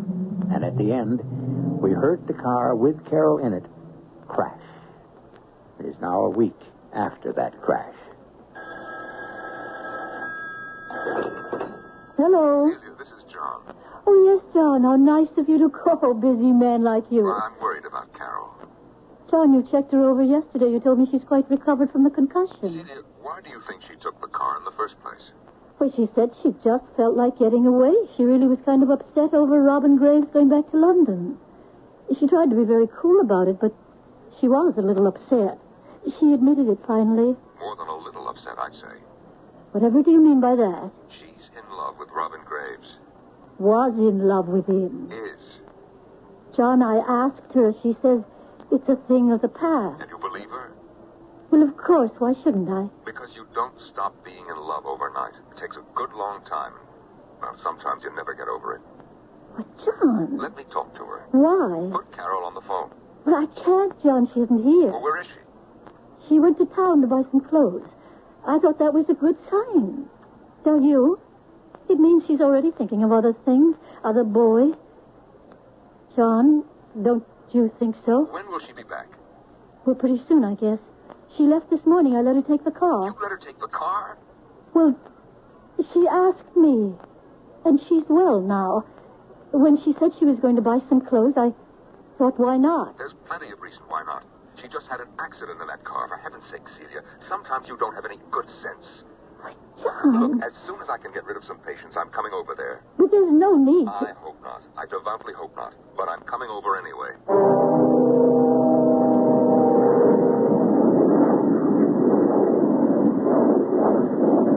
Care to look at the magazine? No, thank you. Don't you ever get tired just staring out the window? No. No. That's the planet Venus. That's so. Right there. Where? Venus is the morning star. Yeah? Venus is also the evening star. Uh-huh. As the evening star, Venus used to be called Hesperus. You don't say. But as the morning star, Venus was called Lucifer. Lucifer? The rebel archangel. The fallen one. Yeah. How art thou fallen from heaven, O Lucifer, son of the morning? That's from the book of Isaiah, chapter 14, verse 12. Yeah, well, Of course, now we call him Satan. I worship him. Now, I think I'll go up front and put this magazine back on the rack. Where is she? Where is Now, she? Celia, quiet down. She's been gone since 10 o'clock this morning. Now, let's just sit down and talk this over quietly, huh? Oh, John, you were right. That's not important. She's still in love with Robin Graves. She's gone off somewhere. Robin Graves is in London. You... Oh, no. Is that possible? That she's... Of course it's possible. I suppose it is. It's hard to believe. You know, I wonder if we shouldn't phone him. Tell her to be on the lookout for her in case she shows up. I've got his address. Oh, good, good. I put it in the desk drawer somewhere. It's here somewhere, I'm sure. I didn't throw it away, I know it. It's because I promised to write to him. And I meant to... John. What is it? What's the matter, Celia? The gun you gave me, it was in this drawer. It's gone.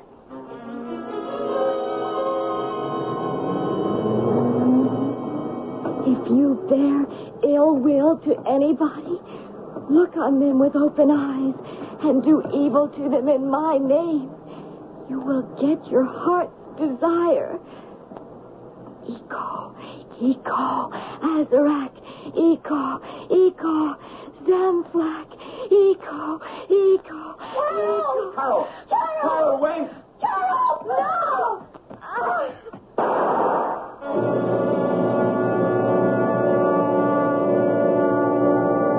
It's only a flesh wound, Celia.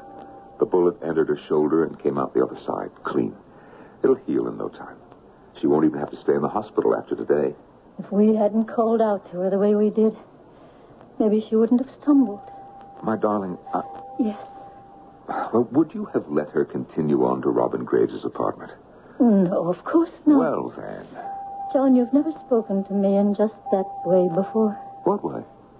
You know, that tone of voice, saying, my darling. How did it sound to you? Very nice.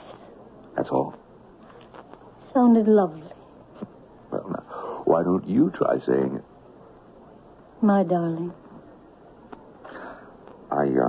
I think I'll go in and see Carol. I'll come with you. No, I think I'd like to talk to her privately, if you don't mind. You know best. I hope I do. I sincerely hope I do. I'll wait out here for you, my darling. Thank you. Hello, Carol. Hello, Dr. John. Okay to sit down? If you want to. Yes, I do. I want to ask your opinion about something. My opinion? Mm-hmm. Your opinion is very important to me in this particular matter. I didn't know my opinion was important to anybody. Do you think that I should ask your mother to marry me? What? You heard me. Well, I don't know. I love her very much. I have for a long time. Very long time. And lately I've begun to think that she loves me. Oh, well, It would mean that I'd be your stepfather. Would you mind that? I wouldn't mind, exactly. Do you think in time you might even get to like it, maybe? Well, I guess I might. Well, then, I guess I'll go ahead and ask her. Iko Azarek. Iko Zamalek.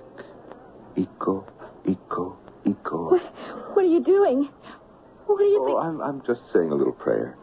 That's the ancient prayer the high priest used to say over the bowed heads of the witches after he'd consecrated the magic circle. How do you know? Well, I read a lot about the old religion. Witchcraft. I own a lot of the old grimoire. That's what they call the books about witchcraft. Devil worship and all that. I know. Oh, you've read them? Some of them. Malleus Maleficarum. Carol, have you read that? It means Hammer of the Witches. Have you read it? No. Why, it's the most important book on witchcraft ever written. I suppose you know about the Devil's Bible. Do you? No. It's in the Royal Library in Stockholm. Maybe when you're through here at the hospital, you and your mother and I could go to Stockholm. Why are you telling me about these things? And then there's the Great Key of Solomon the King. What do you think I care about all those old books? And the demonology of King James. Stop. And Sadducismus Trium Shut Quartus. up. I don't want to hear any more. So just shut up. Shut up and get out of here and leave me alone. When did you decide you were a witch, Carol? Carol? What was it made you turn to Satan? Tell me, Carol. When did it happen? Was it when your father died? That was a terrible time for you. I know that. Very terrible. Too terrible for a girl of 14 to bear without some sort of terrible reaction. Carol, was that when it happened? When your father died? The father you loved so well? He didn't have to have died. What's that? Carol, what did you say? He didn't need to have died. Oh? I could have saved him, but they didn't send for me. They kept me in that stupid school, and they told me he was getting better, and then he died. He died, and I wasn't even there. If I'd have been there, he wouldn't have died, and he'd be here with me right now. See. But God took him. God took him away. He left me, and God left me. The devil entered into me and made me his own. I belonged to him and worshipped and adored him, and I was his slave. And I tried to learn all his magic. I tried to learn everything. You didn't learn it very well, did you? What? I said you didn't learn it very well. When you went to Robin Graves' house by the sea, you went there to punish him, didn't you? For not loving you the way your father did. But you didn't punish Robin, did you? No. You walked 2 miles in the rain and got pneumonia. I couldn't help that. No, you couldn't. A really good witch would have accomplished what she set out to do.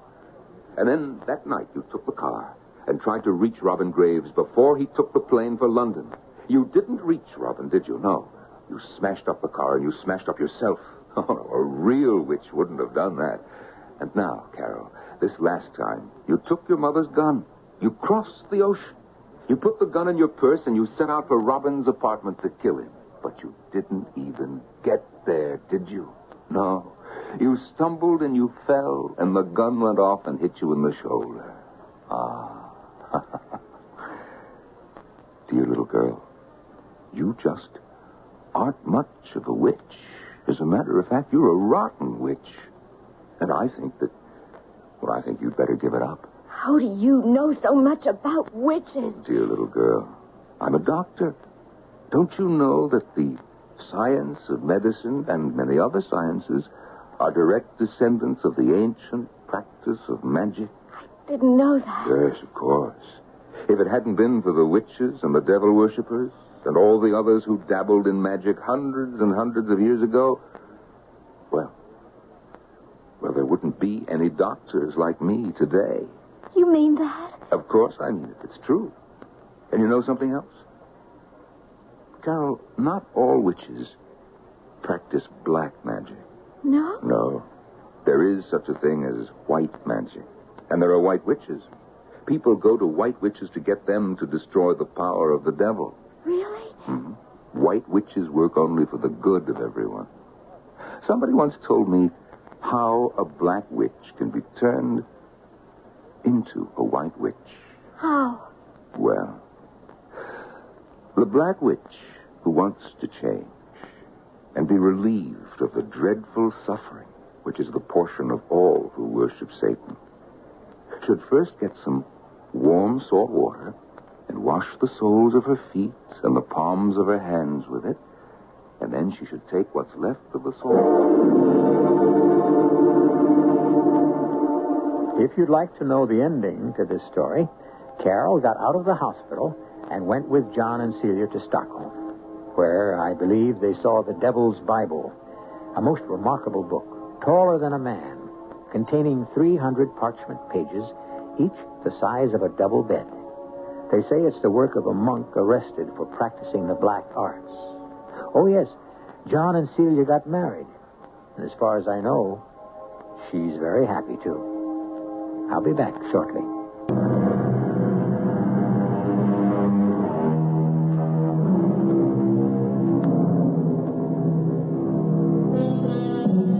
I don't think I believe in witches. I've never met one. I don't believe I've ever seen one. But if I ever should, I know how to make sure she's a real one. Somewhere on her body will be a place that is impervious to pain. Yes, and will not bleed. All I have to do is find that spot, they tell me. Of course, they haven't yet told me whether she'll let me look for the spot. Oh, well. Our cast included Corinne Orr, Ann Shepard, Norman Rose, and Michael Wager. The entire production was under the direction of Hyman Brown. And now, a preview of our next tale. He won't admit anything. There is no more loyal servant on the island. To you, not to me. Yes, master. There have been too many accidents lately, Fonseca. Lady believes there's a hex. Now, do you believe that? I not know, master. If spell on a lady, Zananda can break spell. Well, Lisa, is that what you want? I mean, to send Fonseca down the mountain to the jungle and bring that witch woman up here for tea and mumbo-jumbo? I don't want any witch near me. What kind of a place do I live in where there are witches? I want you to sell the estate and take me away. I can't do that. I speak, master. Yes, Fonseca. Not safe. Lady, stay. His best lady go from Ceylon. Radio Mystery Theater was sponsored in part by True Value Hardware Stores. This is E.G. Marshall inviting you to return to our Mystery Theater for another adventure in the macabre. Until next time, pleasant dreams.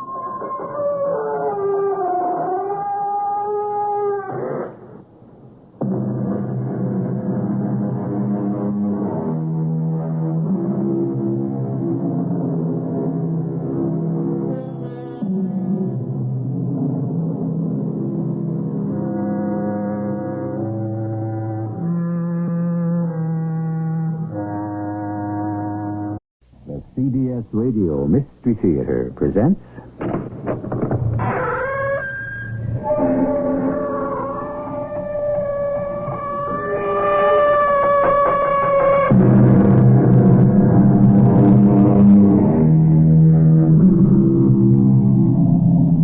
Come in. Welcome. I'm E.G. Marshall. Who can undo what time has done? Who can win back the wind? Renew the redness of a last year's rose, or dig the sunken sunset from the deep. Time has an inexorable way of going on, no matter how hard we may try to stop it. And it keeps on unwinding at its own relentless pace, no matter how much we may wish it were yesterday, or tomorrow. When can I get out of this hospital, Doctor? Soon, maybe. It's just a tiny wound. The enemy bullet just grazed the back of my head, just brushed by right here. Soldier, have you any idea how it happened that in the midst of battle you got hit by an enemy bullet in the back of your head?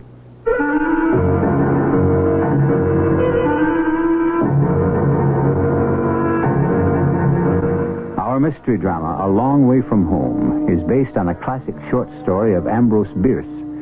It was especially adapted for the Mystery Theater by Arnold Moss and stars Russell Horton. It is sponsored in part by Contact, the 12-hour cold capsule, and True Value Hardware Stores. I'll be back shortly with Act One.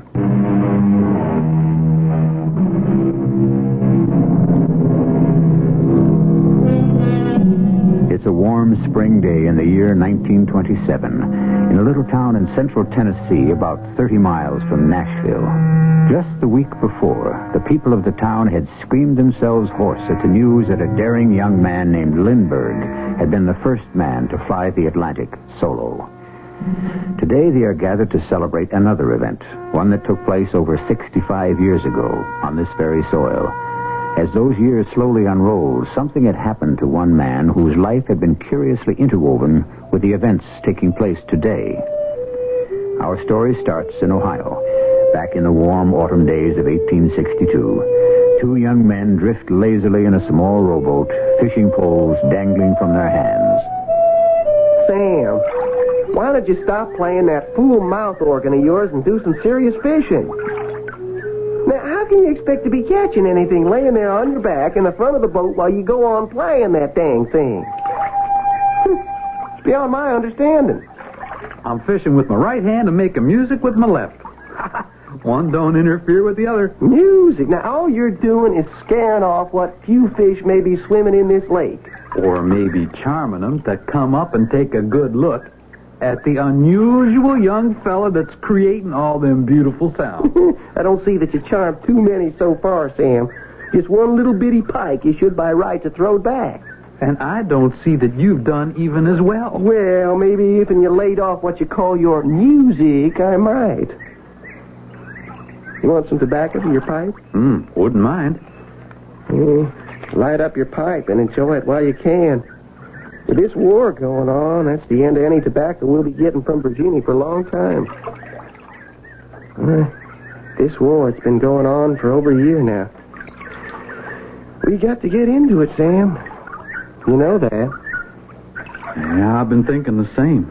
We're almost old enough. Anyway, we look old enough. We're healthy enough, and old Abe Lincoln says he needs us. Yeah, he's still putting out his call for volunteers. I've been thinking of the Ohio 41st. Me too. I was thinking of going down to the recruiting place tomorrow morning to enlist. Funny. So was I. Well, we could lie a little about our age. Hey, we'll go together. It ain't as if it's... Hey, Sam, wait a minute. Now, hold everything. I think I hooked onto the biggest darn fish in the whole state of Ohio. Oh, well, hold on to it. What in tarnation have I got at the end of this pole? It's bent almost in half. Well, whatever it is, it's going to bust your line. Ooh, and my pole, too. It don't seem to be jerking around, does it? Dang thing just pulls steady like some big old whale. Maybe you're hooked onto some big old log. Now, it ain't funny, Sam. This ain't no log. Oh, wait. It's coming. It's coming. Now, you get ready. When I get to the surface, just you catch it with your knife. Unhook the blade. I'm ready. Now, once it's in the boat, whack it over the head with... Here it comes, Sam. Here it comes. Woo-wee. Look at them air bubbles rising out of the water. You ready? I'm ready. Here we go. No. Good Lord in heaven, no. You see what that is, Sam? Yeah, I see. It's the body of a soldier. An infantryman. And he's one of ours. Cut the line, Sam. I'll try. I'll try. Now, cut it, Sam. Will you please cut it? I'm doing my best. It's just that I feel a little sick. There. You did it, Sam. See the body sink into the bottom again. How do you suppose it ever got here? I don't know. From his looks, I'd say he'd been dead a long time. His face was all puffed up and bloated like. Yeah. Well, we better get back. More than enough fishing for one day. Pull into your line, Sam, and start rowing. And tomorrow morning, we go to the recruiting office to volunteer as soldiers. After what we just seen... Yes? Maybe, we ought to give the whole thing a little more thought. We made it. They took us. We are now soldiers of the great army of the United States. Report back here in 24 hours. That's what the man said. I can't wait to get into one of them fine blue uniforms with that dandy little cap. Oh, then they're going to issue us rifles. And take us on a long train ride south. Hey, that's the best part, I heard. Best part? The train. It stops at every station on the way to wherever we're going. One of the fellas told me. Why is that the best part? Every time it stops, they feed you. Bread and cold meat, coffee, pickles, cheese, and pretty girls with pink cheeks and shining eyes. They smile at you. Sometimes they come right up to you and even kiss you. Ooh, yes, sirree. We're going to be treated like real heroes. What's this fella like? The one we'll be serving under, this Colonel Hazen. You hear anything about him? Well, only that he commands the 41st Ohio Volunteers and fought the Indians in the West. A young feller. Oh, did real good, they say, at the Battle of Pittsburgh Landing. Reckon we're filling in for some of his troops. The ones that didn't make it back. Reckon so. Say, what's wrong with you? Nothing. Well, you're acting real glum. Like you wasn't so pleased about being accepted. No, I'm glad we done what we done. You still got the body of that soldier we fished up yesterday on your mind, ain't you? No, I ain't. Hey, it could happen to anybody. Me, you. But then again, the fella running next to you could drop with a couple of ounces of lead in his belly and nothing ever touch you. Once we actually get into battle, what do you think it'll be like, Sam? Hard to say. Think you'll be scared? Coming under enemy fire? Hard to say. Maybe. Well, then what? Well, seems like I'd have one of three choices. I either go forward without being touched, or I get hit in a fall, or what? Nah, I don't think I could ever do that. Do what, Sam? Turn around and run in the wrong direction. No, I just couldn't do that. How do you know you couldn't, Sam? How can you be sure?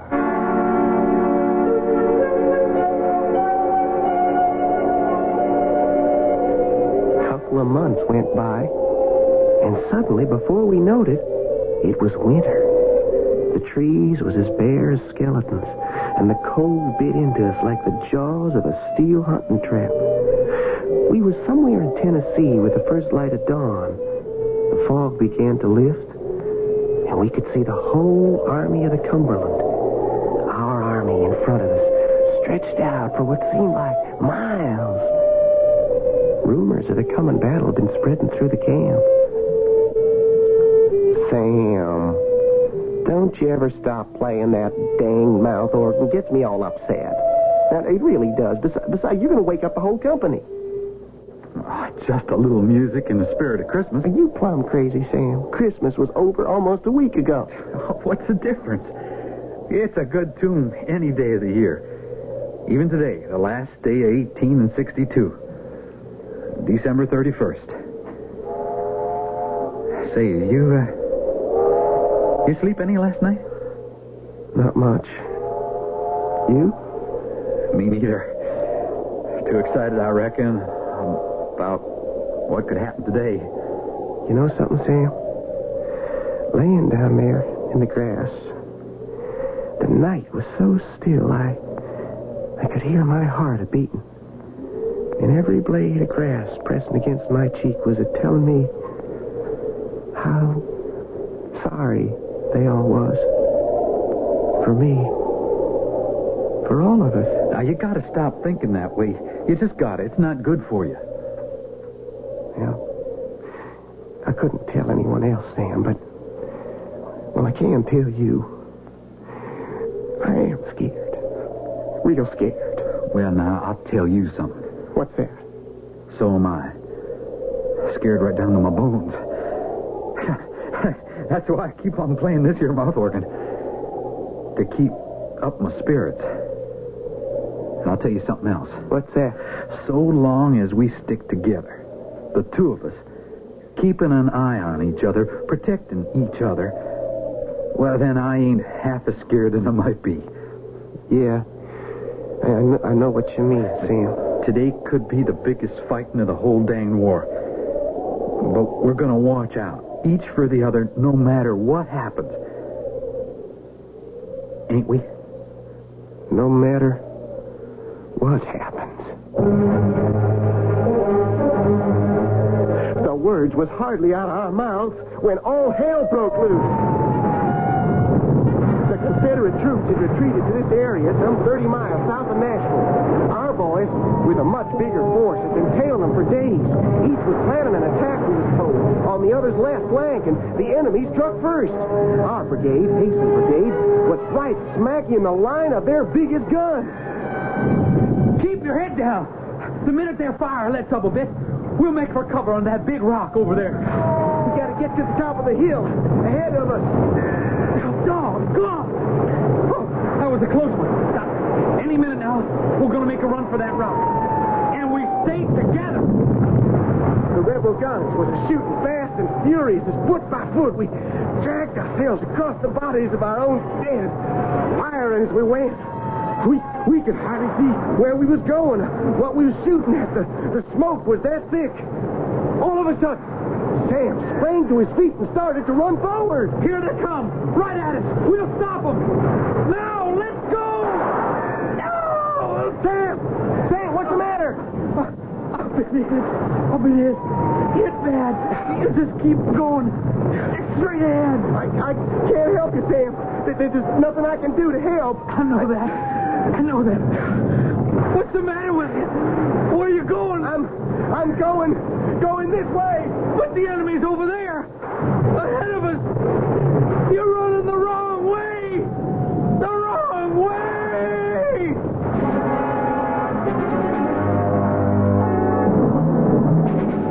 As his fatally wounded companion sinks helplessly to the ground, the young man ignores him, runs in a blistering sweat faster and faster back to his own lines.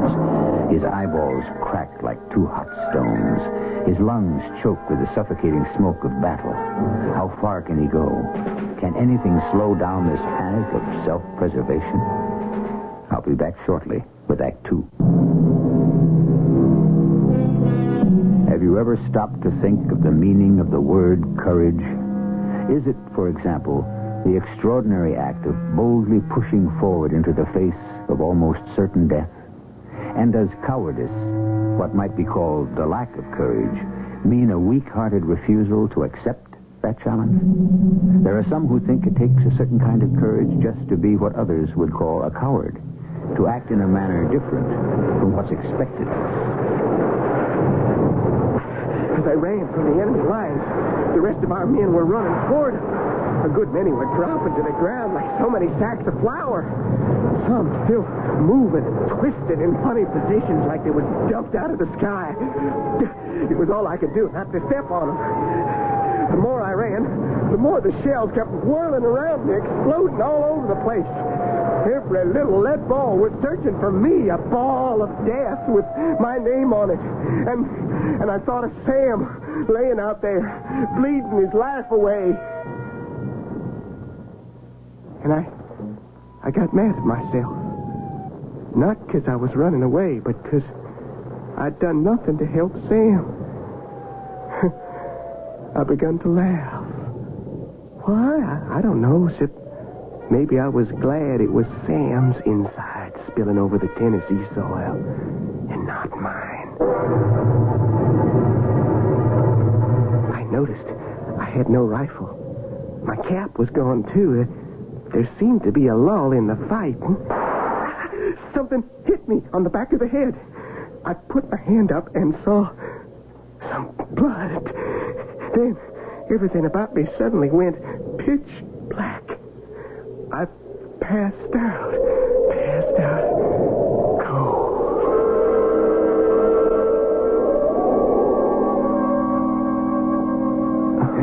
Hold still, young fella. Unless you want to lose an ear.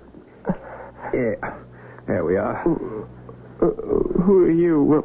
What's going on here? The wound's beginning to close. The opening is healing very nicely. Well, where am I? Who are you? Major Armistead, surgeon, U.S. Army, in charge of this section. What section?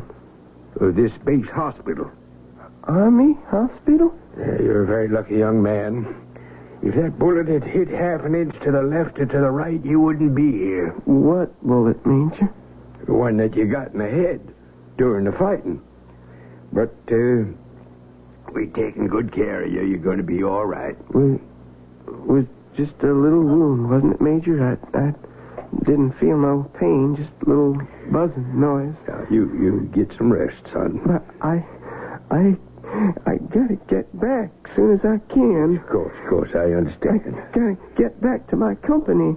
Mostly, I gotta see what happened to Sam. Sam? My best friend, he got hit real bad, I think. Well, you just lay back and take it easy. I'm going to ask you a couple of questions.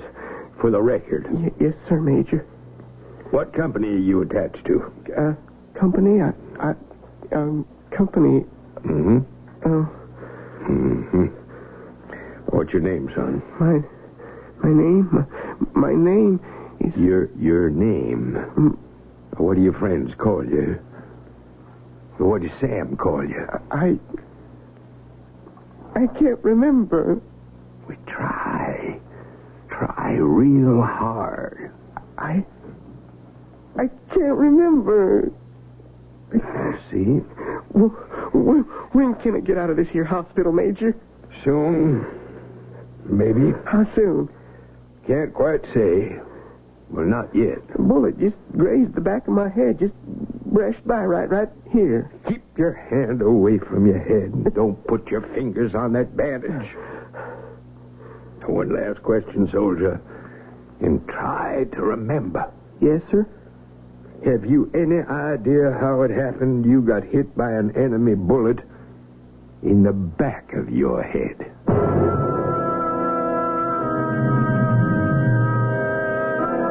The next I remember, I was standing on a low hill overlooking a wide stretch of forest and field.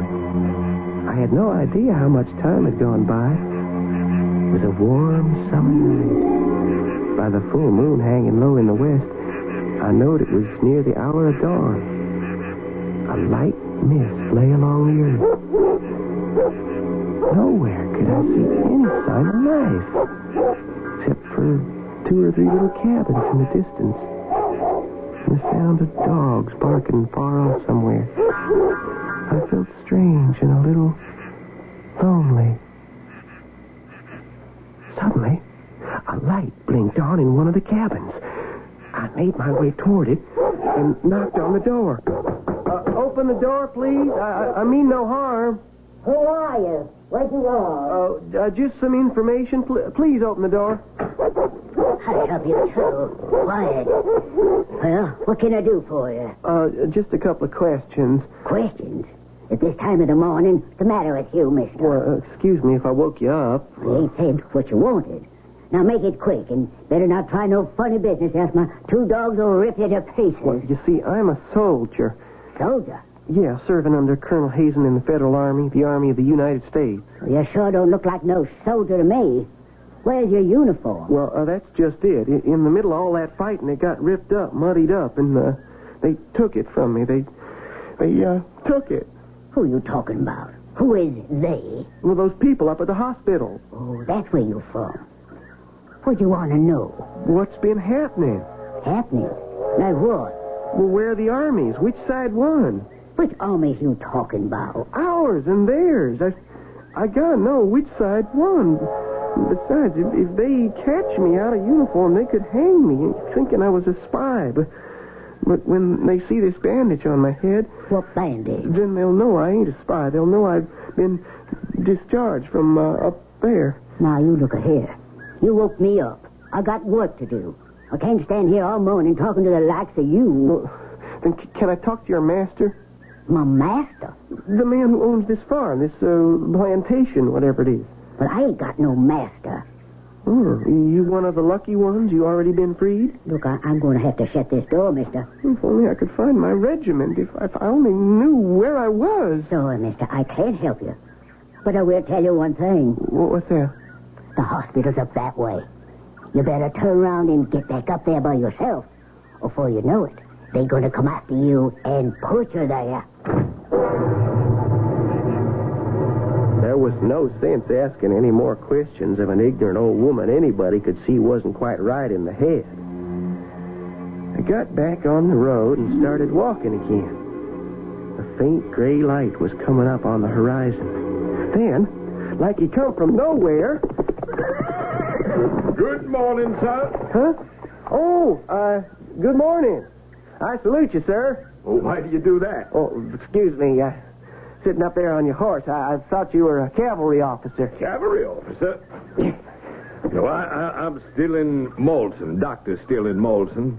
I'm a physician. Been up all night with a very sick patient way back in the hills. That's why I took the horse. Haven't I seen you someplace before? Oh, I don't reckon so. I'm a soldier, Ohio 41st, Colonel Hazen's brigade, Army of the United States. Oh, that's why I saluted you. I took you for one of our officers. I see. Would you happen to know which side won? Ours or theirs? Or would you mind if I asked you a question? Oh, no, sir, not at all. Why do you keep putting your hand up to the back of your head? Oh, I was wounded in the battle. Nothing very serious, just a glancing blow from a bullet. No blood, no pain. I got separated from my friend, Sam. Quick, doctor. Get behind this clump of cedar trees, quick. What's wrong? Don't stop to ask questions, and don't talk. They won't see us from behind these trees. What are you staring at? My, oh, my. Just look at them. Why, there must be hundreds and hundreds of them. How far off would you say they are? 50 yards from where we're standing? 100? Just look at them horsemen coming along, riding in formation toward the north. And behind them, all them foot soldiers marching slowly in column, their rifles aslant on their shoulders, gleaming in the morning sun. And look there, follow them. The cannoneers, sitting stiffly with folded arms, sitting straight up on the seats of the two-wheeled caissons that are pulling the cannon. And do you notice something very peculiar? We don't hear a thing. There isn't the slightest sound of a voice, of a horse's hoof, of a wagon's wheel, nothing. There they are, all moving in absolute dead silence. Why is that? Talk to me, Doctor. Say something. Well, what do you want me to say? Oh, thank the Lord I hear you. I hear you and I hear my own voice. For a minute there, I thought I'd gone deaf. You know, Doctor, if them men are what I take them to be, we've lost the battle, and that's the Confederate Army moving north on to Nashville. To Nashville? Only I can't figure out why they don't make any noise. The whole danged army, men, horses, artillery, moving along, and not a single sound. Well, you know, some people think there could be an explanation for that. Well, there could? Uh-huh. Something called acoustic shadows. What's that? Well, now, if we were both standing on one side of that big oak tree over there, and I was talking to you, and as I kept on talking, I circled the tree, there would be a moment or two when I would be on the opposite side of that tree where you wouldn't hear me. At least not hear me as well. The tree would be causing what they call an acoustic shadow, like a blind spot for the ear. It may be you don't hear the sound of those troops because we're standing in the path of just such a shadow. You don't hear them either, do you? No, I do not. Look, they're just about passing out of sight. That's the end of them. I think it's all right now to come out from behind these trees, don't you? I better get out of here real fast. They might discover me, take me prisoner. Oh, I wouldn't worry about that. Oh, why not? There could be others. No, just put it out of your mind. May I ask, if you'll allow me, a personal question? Just how old do you think you are? Well, 19, going on 20. Why? What's that got to do with anything? Well, I just thought I'd ask. I shouldn't have guessed that was your age. Well, let me take you back to the hospital. They'll be getting worried about you. Not till I know more about them troops we seen moving to the north. Now, what was the color of the uniforms? I couldn't make it out. Did you notice? Here, let me help you onto my horse, and I'll walk along beside you. Now, look. Was they wearing blue or was they wearing gray? Tell me. You gotta tell me. First, you gotta take your hands off of me. Yeah, that's better. Was they wearing blue or gray? You're gonna have to face the truth. They were wearing neither blue nor gray. Well, what are you saying? Nor any other color. There were no troops. Not one single solitary soldier.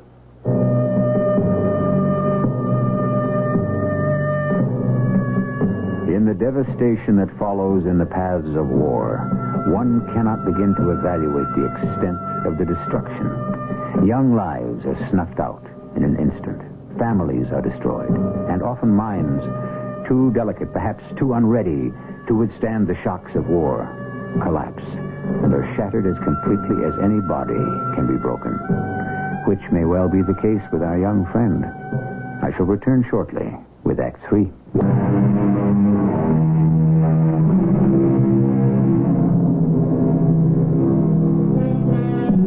In the year 1862, a young man and his friend enlist as volunteers on the side of the North in our country's most devastating Civil War. In their first exposure to battle, the friend is fatally wounded.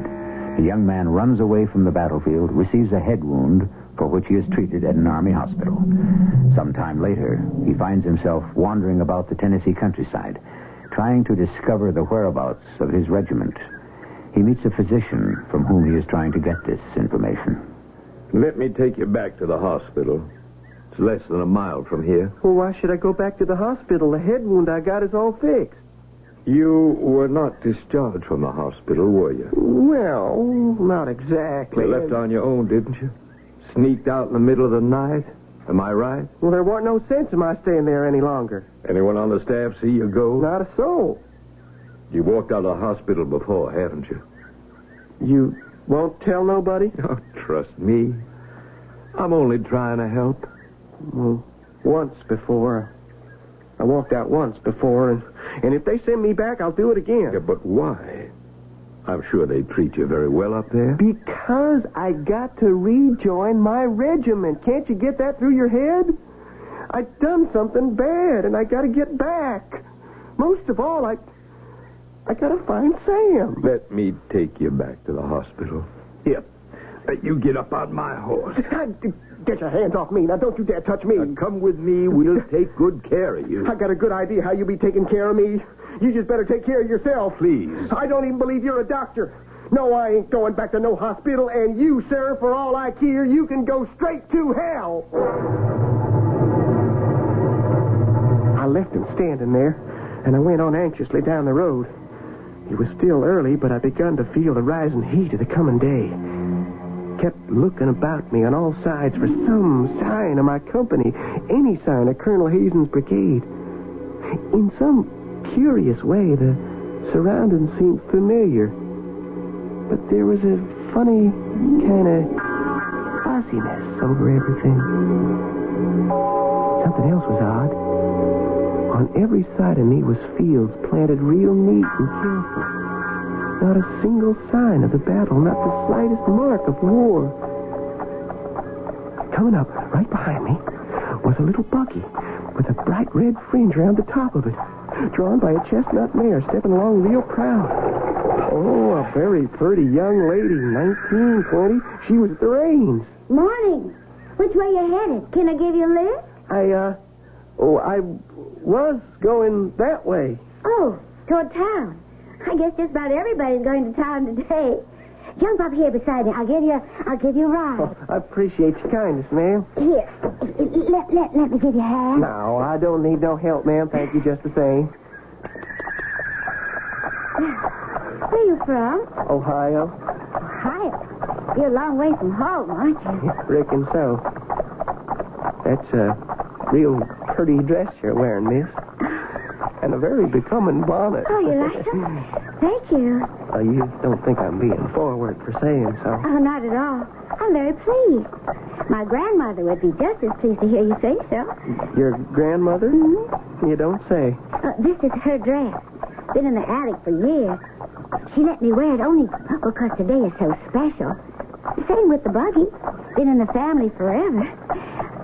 My name's Mary Jo Campbell. Pleased to meet you. What's yours? May I ask you something, Miss Campbell? Why, certainly. Have you seen any of our troops around? Troops? Oh, you mean for the celebration? No, I mean soldiers, Union soldiers, Federal Army. Union soldiers? Well, you can tell me if you have. I'm doing my best to find them so I can rejoin them. Oh, you're from back there, aren't you? Back where? The hospital? Oh, I was for a short time. A little scratch of a wound back of my head, but they fixed it real good. Oh, they did? Well, here, I rubbed my hand over the back of my head real hard like this. Yeah. You see any blood on the palm of my hand? No, not a bit. Like I told you, it was nothing. What's that? What? That sounds like a troop of cavalry passing by. And that's the infantry. And the gun carriers of the artillery. And they are going north, headed for Nashville. Oh, that's the same army I saw back there. The silent ones, the ones I couldn't hear, only now I hear them, but I can't see them. Where are they? You see them, miss? No, I do not.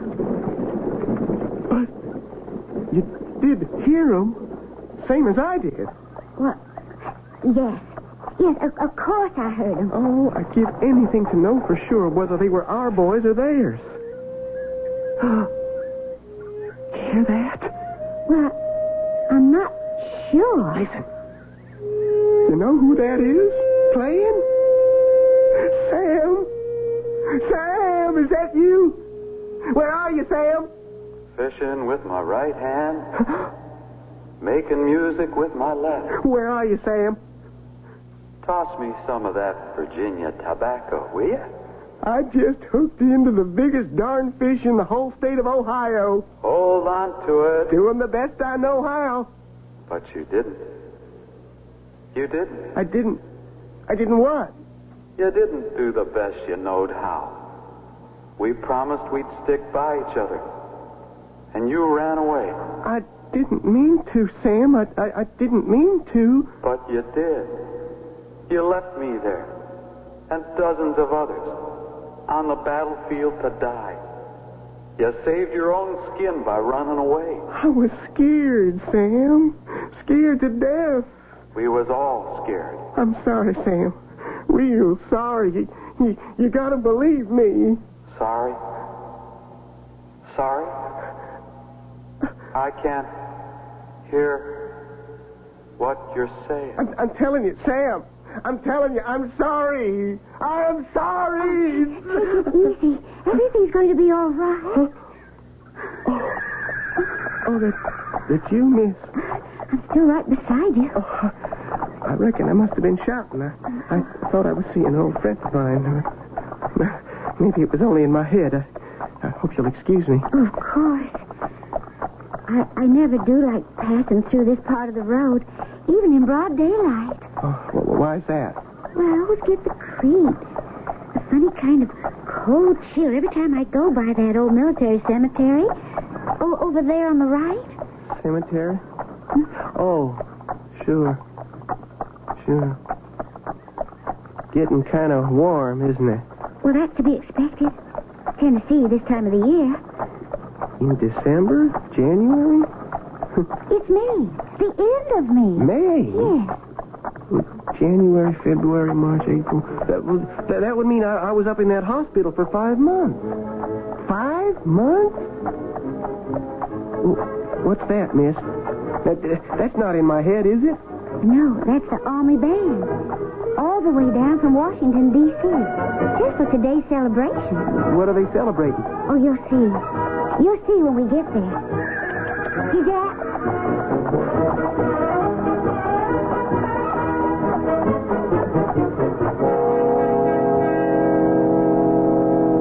It is fitting and appropriate that today, of all days, we pause to pay tribute to the valiant men who gave their lives in the courageous defense of their country. Who is that man up there on the platform talking?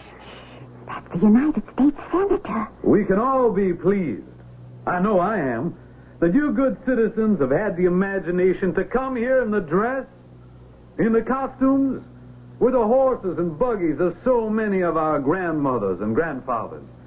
It adds the color of a joyous celebration to the solemnity of the day. What's he talking about? Costumes?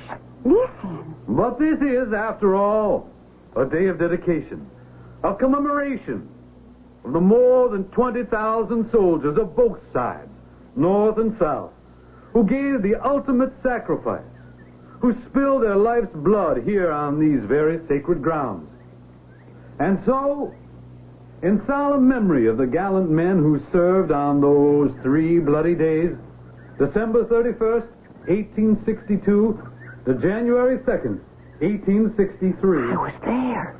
I was one of them soldiers. You must be quiet. By order of the Congress of the United States, I hereby dedicate these 345 acres as a national battlefield and a national cemetery.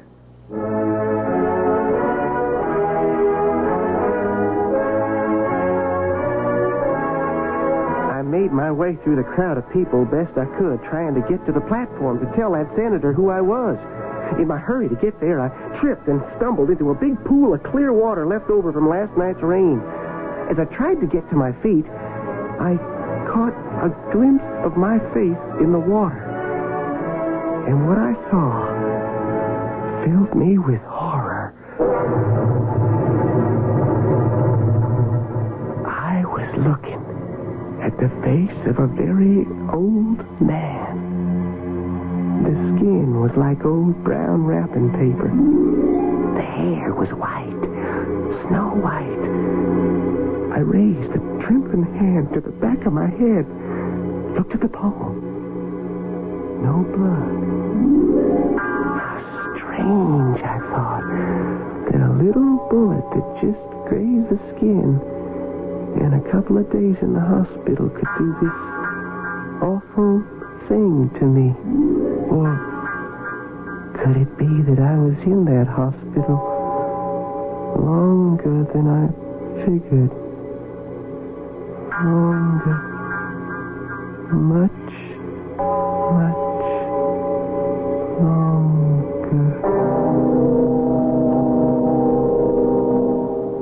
I feel so sorry for him, Doctor. All the other Civil War veterans are gone. So far as we know, he was the last of them. Do they have any idea at the hospital how old he was? Well, this is 1927. The battle was on New Year's Day, 1863. That's over 64 years ago. If he was, say, 20 at the time of the battle, that would have made him about 84, 85. Do the hospital records show the nature of his battle wound? Well, we dug up the old records from the first hospital. He was admitted New Year's Day, 1863.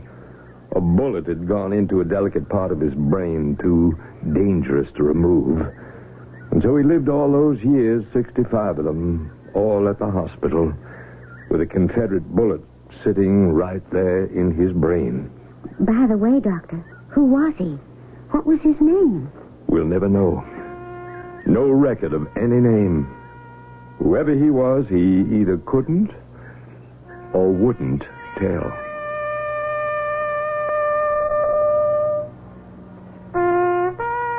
My name is Might Have Been. I'm also called No More, Too Late, Farewell. The body of the old man was placed among his comrades in arms, and he became another of the nameless dead that already rested under the sod and the dew, waiting for the judgment day. Love and tears for the blue, tears and love for the gray. I'll return in a moment.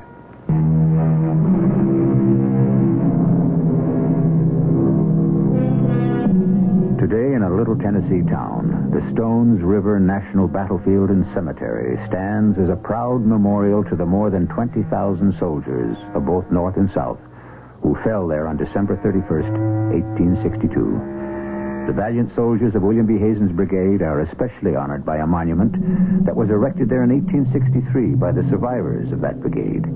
And sleeping there peacefully among the over 2,500 unidentified dead may well be someone like the old man of the story you've been listening to. Who knows? Our cast included Russell Horton, Lloyd Batista, Evie Juster, and Arnold Moss. The entire production was under the direction of Hyman Brown. This is E.G. Marshall inviting you to return to our Mystery Theater for another adventure in the macabre. Until next time, pleasant dreams.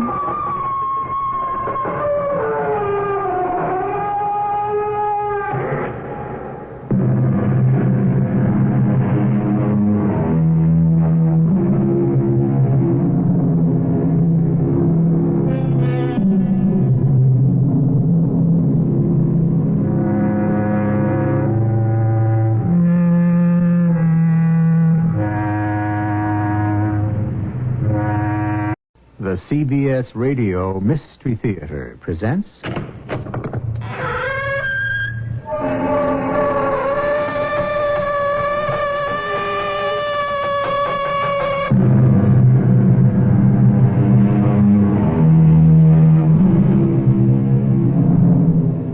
Come in. Welcome. I'm E.G. Marshall. Absence makes the heart grow fonder is a popular phrase, but by no means an infallible prescription for every would-be lover. But there are times when absence cannot be helped. And with the young especially, whose minds are still impressionable, such separations can be fatal. Janie, I want you to say it again. I've already said it. But look me in the eye and say it again. I don't love you anymore, Andy. You don't mean that. Oh, I should have written you, but... No, I'm glad you didn't. Why? You made this trip all for nothing. No. Give me the chance to see you again. For the last time. No. I know exactly what's happened, Janie. not for the last time.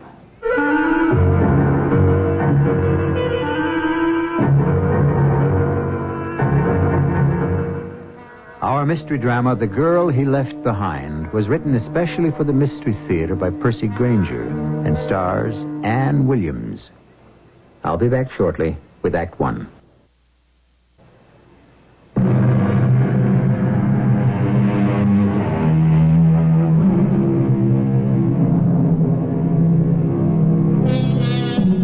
It was Goethe who observed that only in first love are our senses engaged to their fullest. And thereafter, love, like anything repeatable, is no longer of the keenest pitch. Yet, even in the exhilarating grip of first love, it can seem a fearful thing to follow blindly where the heart leads. For its path is swift, full of turnings, and leads we know not where. Janie, is that you? Yes, Mother. Well, how was your day at the hospital? Oh, we're still understaffed. Oh, this heat. Mother, is that fresh lemonade? It is. Made especially for my one and only favorite daughter. Oh. Now, you sit down, put up your feet, and let me wait on you. Oh, Mother, this is heaven. I don't know why you insist on staying on at that state sanatorium. They can't even afford air conditioning. Oh, you know Dr. Harper needs me. Well, you've learned everything he has to teach you. You ought to move on. Now, that wouldn't be fair. Well, you've got to think of yourself first, dear. Do you know what your horoscope says for this month? Oh, Mother, you know I don't believe in that stuff. Well, still, sometimes it's nice to know what the future has in store for you, especially when you're tired. All right, what does my horoscope say? Well, that within the next 4 weeks, there's going to be a major change in your life. Now, what could that be except a new and better job? Well, I'm sure I don't know. Was there any mail today? Oh, I suppose there was. What do you mean, you suppose? Mother? Well, you got a letter from Andy. That's what I thought. It's been opened. Oh, I'm sorry. I'm sorry, but the mail comes so early, I just couldn't wait. This is my private life. Well, it affects me, too. I'm 23 years old. I'm a practical nurse. I earn my own living. Exactly. Which is why you're much too good for that Andy. What kind of a future does a private in the Army have, anyway? Now, that's only for 2 years. And then what? He's got no ambition that I can tell, and no direction. Oh. I know. He's asked for a full week's leave. He wants to drive up to see you. He writes that he has something important he wants to ask me. And we both know what that is. Well, what are you going to say? Oh, I don't know. I hadn't expected this. Do you love him? We've known each other so long. You don't sound very convincing. Oh, Mother. All men can't be like Father, can they? All men have the potential to be like your father. Irresponsible, self-centered, and untraceable. Oh, but Andy's different. Is he? You have no idea how sweet he can be. Janie, he's been in basic training for almost 4 months.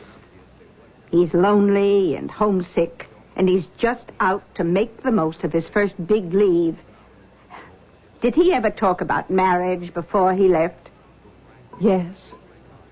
Oh, well, I certainly don't mean to interfere in this silver screen romance. It's your life. Put yourself in that boy's hands if that's what you wish. If you really trust him.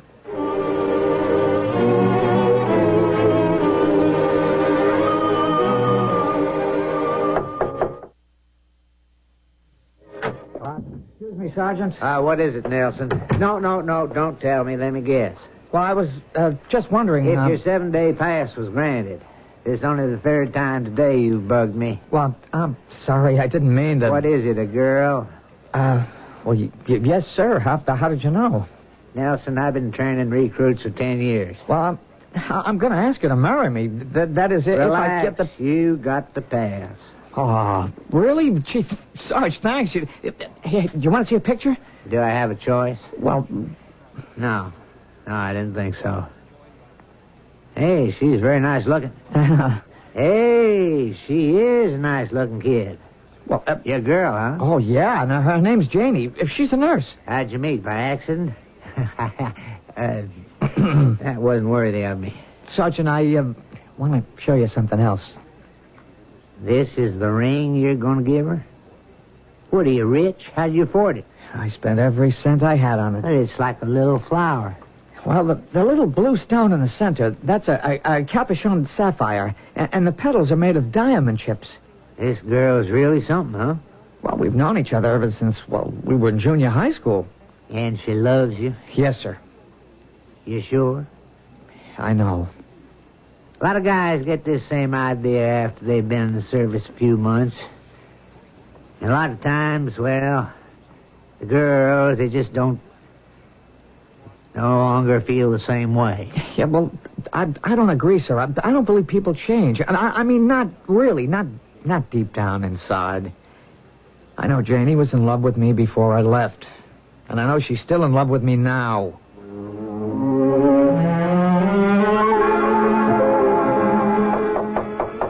Just a minute. Janie. Andy? Oh, gosh, I've missed you. Oh, Janie. It's been a long time. What's the matter? This haircut. I guess I do look kind of different. You're almost bald. Oh. Gee, you sure won a lot of medals. Uh-huh. They're for sharpshooting. Now, this one here is for pistol, this one's for rifle. I'm the best marksman in the company. That's swell.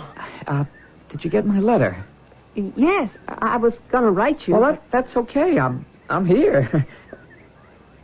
Can't I come in? Oh, yes.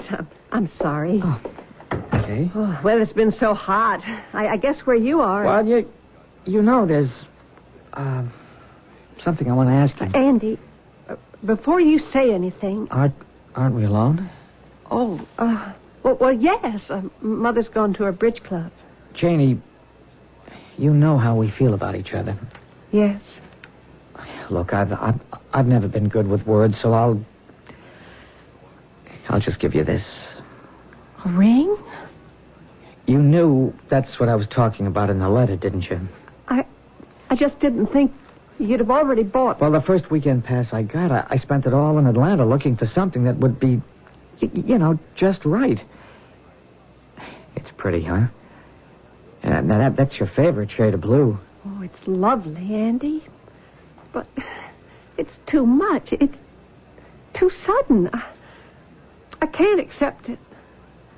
What? I should have written. Janie, what's the matter? I'm not ready for marriage, Andy. Oh, we don't have to get married right away. No, Andy, I don't know if I'll ever be ready. I'm just frightened, that's all. It's your mother, isn't it? What? Your mother's done this to you. Done what? Scared you. Oh, no. She doesn't like me. She never has. She thinks I've got no future, and you know why? Because my future's with you, Janie, and she won't accept that. She can't let you go. No, that's not true. You've got to get away from her and live your own life. We've had this talk 100 times. Let's take the plunge and see where we are when the smoke clears. I can't. Janie, you've got to stop being such a shrinking violet. Your problem is you want time to stand still.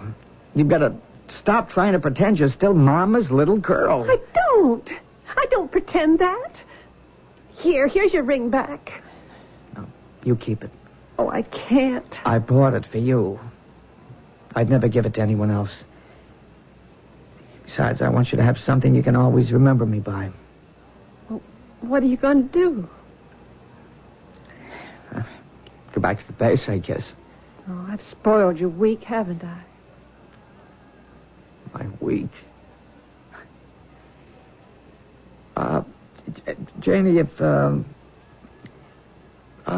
ever there's anything I can do for you, I know you haven't had much to count on from men in your life, but you can count on me, Janie. Always.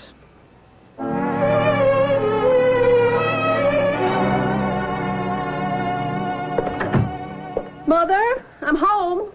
Mother! I'm right here, Janie. Oh, why don't you have a light on? I'm sorry I had to work late, Mother.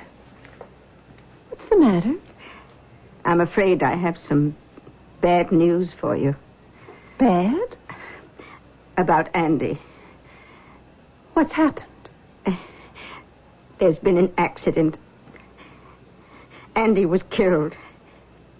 Andy's dead? Well, it was while he was driving back to the base. He only had a few miles to go when it happened. Oh, no. Sit down, dear. I'll bring you something. Mother, are you sure? How do you know? Well, his commanding officer called this afternoon. Well, why did he call us? Well, Andy named you the beneficiary of his insurance policy. Money? Oh, I can't take that. Oh, darling, let's not talk about it now. Come, sit down. No, he can't be dead. Oh, Mother, it's my fault. You can't blame yourself. You had nothing to do with it. But I did. He'd still be here now if I hadn't said no to it. Here, darling, I'll draw a nice bath for you. Oh, don't bother. Janie, where are you going? Janie.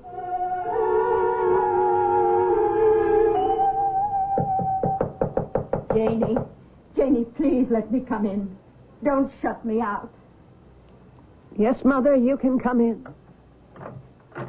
Oh, darling, what are you doing? What's that you're wearing? It's the ring he gave me.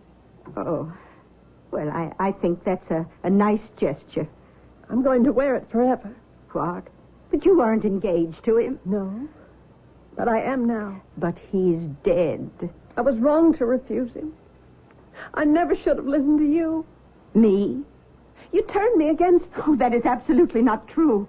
I pointed out certain facts, that's all. But the choice I left entirely up to you. Oh, I know. I'm sorry, Mother. I have no one to blame but myself. But you mustn't do that either. Oh, Janie, what happened? The ring. It twisted around on my finger all by itself, like it was trying to come off. Oh, look, you've cut yourself. Take it off at once. No, I'll never take it off. I don't care what happens. No, Andy wanted me to have this, and I'm going to wear it forever. It is a natural desire to grieve for the departed, for it satisfies something in us. But does it satisfy the dead? No one has ever thought to ask them how they feel. Perhaps because of the conventional assumption that the dead are no longer with us. But there are times when the dead refuse to play their customary passive role. Is this one of those times? And if so, just what does the spirit of Andy Nelson have in mind for the girl who jilted him? That we won't know until I return with Act 2.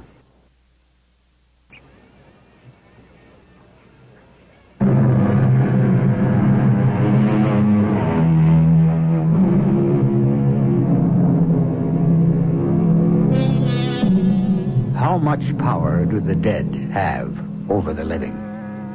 Much of the dead's influence is, of course, in our own minds, as sorrow or guilt, or a host of other emotions that continue to churn long after the grass is on the grave. But who says the dead are any more willing or able to call it a day than we are? Mrs. Raymond? Oh, Dr. Harper. I'm so glad you were able to stop by. Oh, please, come in. We missed Janie at the hospital today. Is she ill? I don't know. Where is she now? In her room, taking a nap. The poor girl hasn't had a decent night's sleep since that boy's death. Oh, Janie mentioned that. He was a boyfriend? Oh, in a way, I suppose. They hadn't seen each other in months. Now it's as if he were deliberately trying to torment her. I'm sure Janie feels badly about what happened. Oh, it's not just depression, Doctor. There's definitely some force working on her. How do you mean? Well, something follows her about. There's a terror that comes into her eyes. Well, to tell you the truth, Mrs. Raymond, I hadn't really noticed it. But you work with her 12 hours a day. I've seen nothing of the nature you describe, only a general depression. But are you saying I'm imagining all this? Can you tell me more specifically what's been happening? Well, for one thing, she has a recurring dream Well, there's nothing unusual in that. But she insists it isn't a dream at all, that it actually happens. And then there's the ring. What ring? Oh, you must have noticed that, Doctor. It's on the fourth finger of her left hand, the engagement finger. She insists on wearing it, even though she... Now, just a moment, Mrs. Raymond. Tell me about the dream first. What happens? Oh, dear. Is that Jane? Yes, come quickly. Oh, yes. This is what happens every time she tries to sleep. Oh, Janie. Oh, Janie. Oh, baby, don't worry. Mama's here, darling. Mother, it happened again. That's all right, dearest. Who's that? Hello, Janie. Oh, Dr. Hart. Mm-hmm. Why are you here? Your mother asked me to come by. Oh, Mother, please don't fight. But look at you. You're perspiring. You had that dream again, didn't you? It's not a dream. The room really does change. Janie, would you tell me what happens? Andy comes to see me. Andy is the boy who was killed? Yes. I know it's real because everything changes. The room, it becomes completely white. The windows and doors disappear. There's no way out. And then suddenly Andy's here, right next to me. And? He holds out his hand. What does he want? He wants that ring she insists on wearing, and I think she ought to give it to him. Mrs. Raymond, please. Janie? He wants the ring. And when I refuse to give it back, he tries to grab it off. And then I scream. And the room changes back and Andy vanishes? Yes. But it's not a dream, I swear. Why won't you give him the ring? Because I promised him I'd wear it forever. Why? He asked me to marry him the night before he was killed. I said no. Now he's dead. May I see your hand? Yes. Oh, it hurts. No wonder. Have you looked at your finger? What's wrong with her finger? Oh, it's covered with abrasions. Why haven't you taken care of these wounds, Janie? Oh, I don't blame him, not after the way I treated him. Mrs. Raymond, would you bring me my bag? I left it out by the front door. Yes, Doctor. Right away. Janie, I want you to remove that ring. But I can't. Your finger's already becoming infected. Now, come on, give me the ring. I'll put it here on your bureau where you can see it. Okay. Good Lord, it's all twisted out of shape. I told you, Andy tries to wrench it off. Andy did nothing. You've done this to yourself. As a nurse, you ought to know better. Yes, sir. You blame yourself for Andy's death, don't you? Yes. Obviously, these lacerations are a form of atonement. You commit them unconsciously while you're asleep. Oh, Doctor, here's your bag. Oh, thank you. But I'm not asleep. Janie, you've seen cases like this at the sanatorium. You think I'm going crazy? Oh, I think you're overwrought. Doctor, can't you just give her some medicine? I think it might be better if we gave her a complete physical examination and ran a few other tests. You mean mental tests? Well, yes. You do think I'm crazy, don't you, Janie? No, Janie. At this point, I'm not sure what to think, except to hope that whatever it is will pass with time.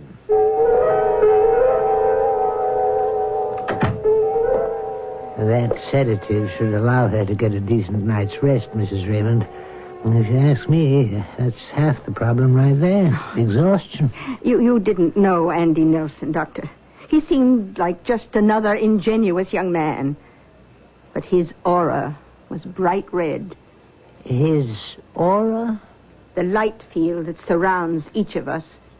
It can only be detected by the practiced eye, and its color indicates our true personality. There was a deep vein of vindictive spite in that boy's soul. I knew he hated me. You believe in the supernatural? Well, you saw that ring yourself. Janie hasn't the strength to twist it the way it was. She might in a moment of extreme anguish. You mean she might deliberately be deceiving me? deceiving herself as well, Mrs. Raymond. And it's not going to help matters much if you keep talking about ghosts. Janie obviously puts great store by what you say. Oh, you think she does? Really? The point is, she's suggestible. So don't. Good day, Mrs. Raymond. Oh, and don't keep her home from the hospital anymore. The distraction of her work is probably the best thing for her right now. Well, Doctor, how did you know it was I who insisted she stay home? What's the matter, dear? Is the veal not done well enough? Mother, please. What? Please stop looking at me like that. Like what? Just stop looking at me. Oh, I'm sorry. I don't know what made me speak to you like that. Oh, darling, soon this will all be over. Everything will be like it was before. Won't it, sweetheart? Yes, Mother. I'm sorry. What on earth was that? I don't know. It sounded like it came from your room. Oh, it's your bureau. It's fallen over. The ring. Where's the ring? What? It was on top of the bureau. It's gone. Oh, it must be here on the floor somewhere. Where is it, Mother? What? Where did you hide it? I didn't touch it. How can we go on living together if there's nothing but suspicion between us? The suspicion, young lady, seems to be all on your side. You never wanted me to keep that ring. You didn't want me to have anything that would remind me of Andy. Well, then. And how did I manage to knock over the bureau? Can you answer me that? I think you have powers, Mother. Powers? What kind of powers? You have power over me. Oh, don't be silly. You do. Your obsession with witchcraft. Witchcraft? Well, with horoscopes and auras and the occult. Oh, that's not witchcraft. You're using your powers to control me. Janie, I promise you I had nothing to do with the disappearance of Andy's ring. I think you did. It's not Andy's ghost at all. It's you trying to make me believe it is. Trying to turn me against him. Oh, what cause have I ever given you to speak to me in that tone of voice? You are a manipulative, selfish, and a deeply evil woman. But you'll never make me forget Andy. Never.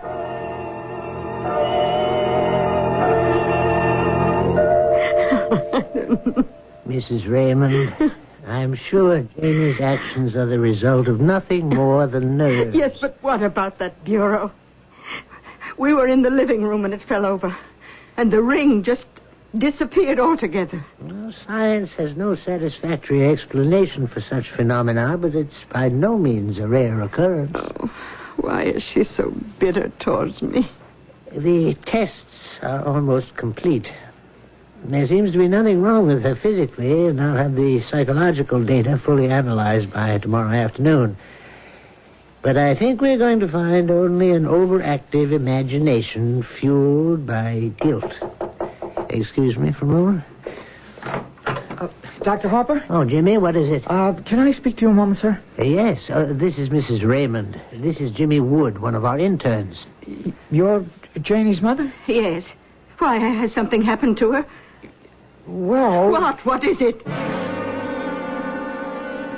She's in the dining room. There she is. Huh. Janie? Janie, can you hear me? Yes. Janie, what happened? I heard him. What do you mean? Heard who? Andy. I heard his voice.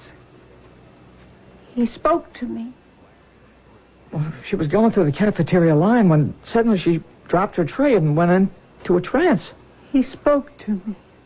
What did he say? Can you forget me? Hallucination. No. Well, several other people also claimed they heard the voice. Who? Well, some of the patients. The patients in this ward are all mentally disturbed and highly suggestible. I think we can discount what they say. Don't you, Jimmy?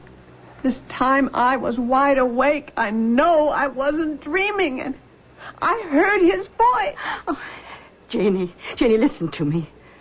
We're going to do everything that's necessary to help you. I don't think you can help me, Mother. I don't think anyone can ever help me again.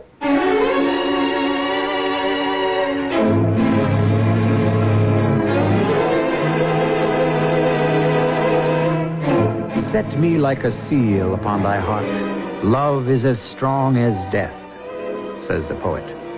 At this moment, Andy seems more like a vice than a seal on Janie's heart. And he sits there with what it seems could hardly be called love. In life, he was an ingenuous enough fellow. Could he be so changed in death? Well, death is often compared to sleep, and we all know our dreams are notoriously amoral. So perhaps the dead are likewise bereft of scruple. And if that is so, Janie Raymond might not be in for a very pleasant time. I shall return in a moment with our final act.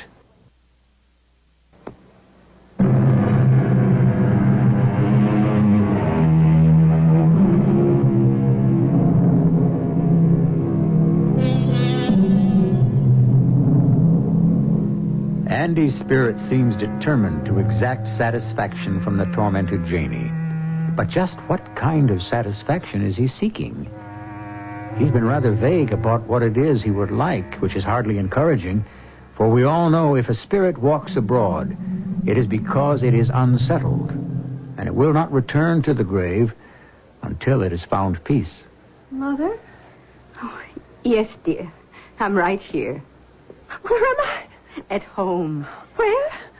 Janie, what's the matter? You're in your own room. I don't know. For a minute it looked strange. Strange? Like a place I'd never been before.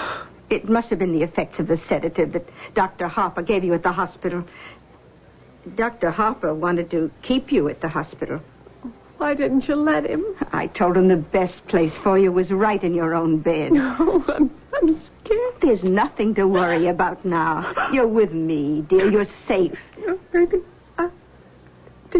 Do you think I'm going crazy? Oh, hush. Mother, what if it's true? It's not true. It's simply not possible. You're my daughter, my precious one and only. I see his face. I hear his voice. He pursues me. I'm so tired I can barely stand up, but I'm scared to close my eyes because I know he'll be there. Well, you can rest now, sweetheart. Now, Dr. Harper says he'll have the results of all these tests tomorrow. Oh, those tests won't show anything. They can't show what's happening. Nothing can. No one. No one. I'm alone. I'm completely alone. None of you can do anything. Janie, darling, you're distressed. I want you to lie back. Oh, Mother. Mother, your voice feels so good. Please forgive me. I didn't mean what I said. Oh, it's all right, dear. Say anything you want. It doesn't matter. Oh, you are a good person. I'm sorry about all those terrible things I said before. About you being wicked and evil. Oh, you're a saint to put up with me. Now, you know you're a very lucky girl. Why? Well, look how Andy's spirit is behaving. Showing his true colors, if you ask me. He's being petty and vindictive. He's nothing but a jealous ghost. Oh, I know. It's just not like him. I almost feel like I'm beginning to hate him. Oh, I don't think that's necessary. But it does seem obvious he doesn't love you very much. Think if you'd accepted his proposal. Think if you'd actually been married. That would have been a fine time to discover the truth. Mother? Yes, dear. Maybe I should move out. What? Well, if Andy is going to make my life miserable, I don't want you subjected to it. Why, I'm sure that's exactly what he'd like. We shouldn't give him the satisfaction. We must stand together and conquer him. But what can we do? Well, I know you've never had the faith that I do, but perhaps if you'd make the effort. What do you mean? Darling, I want you to come with me tomorrow morning to Madame Tage's. You mean that old woman witch you go to? She's not a witch, Janie. She's a medium, a clairvoyant. She's a person of extraordinary powers. But I'm supposed to see Dr. Harper tomorrow. Oh, that's not till the afternoon. Besides, I think you're quite right. What we're dealing with here is far beyond the limited ken of medical science. Madame is highly skilled at contacting the spirits of the departed. You mean she could talk directly to Andy? Yes. And you think she could make Andy stop tormenting me? Quite possibly. You see, Janie, I can help you. Who knows? If you came to respect Madame as I do, it might bring us closer together than ever.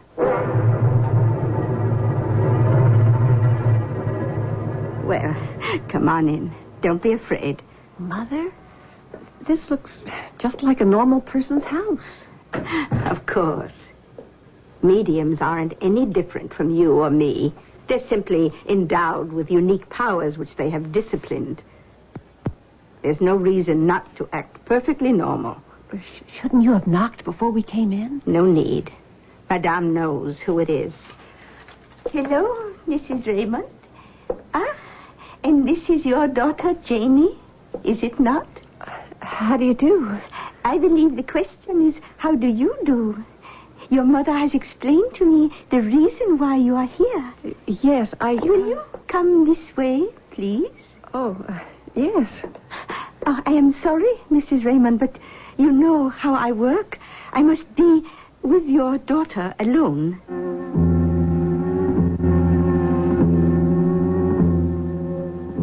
You're skeptical, aren't you?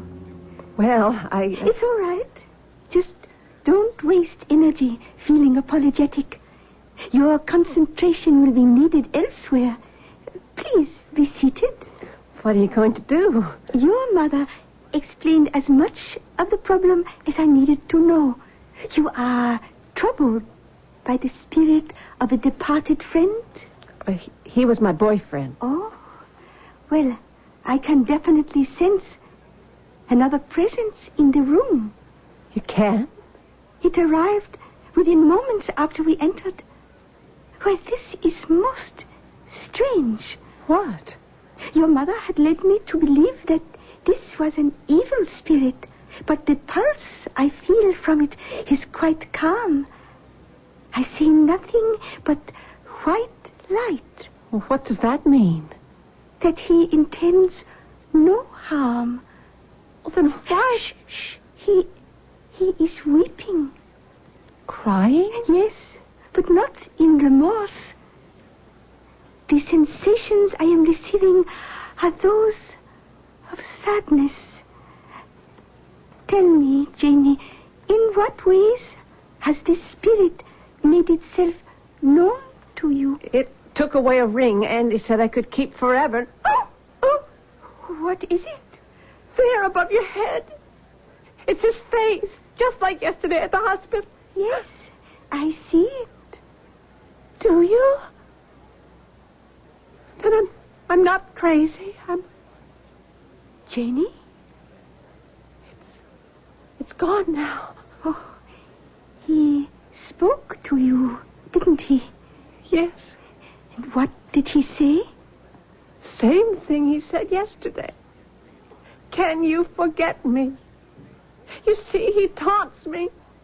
You say that in life, this boy loved you? Oh, I thought he did. But I guess Mother was right about men. Oh, all the symptoms are those of a spirit seeking revenge. Yet there is no trace of hatred, only sorrow. What other explanation could there be for his actions? I don't know. You must think, girl. Nothing is done without cause. Whatever he is doing definitely doing with affection. And since that is the emotion the two of you shared in life, if you look deeply enough into yourself, you will find the meaning.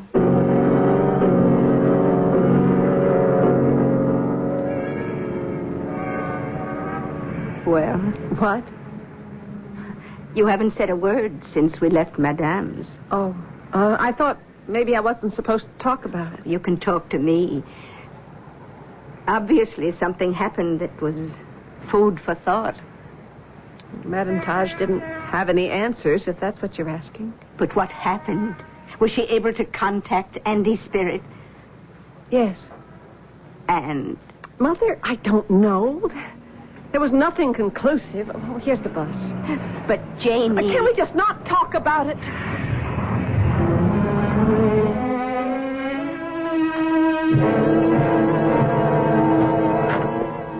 Good afternoon, Janie. Mrs. Raymond. Good afternoon, Dr. Harper.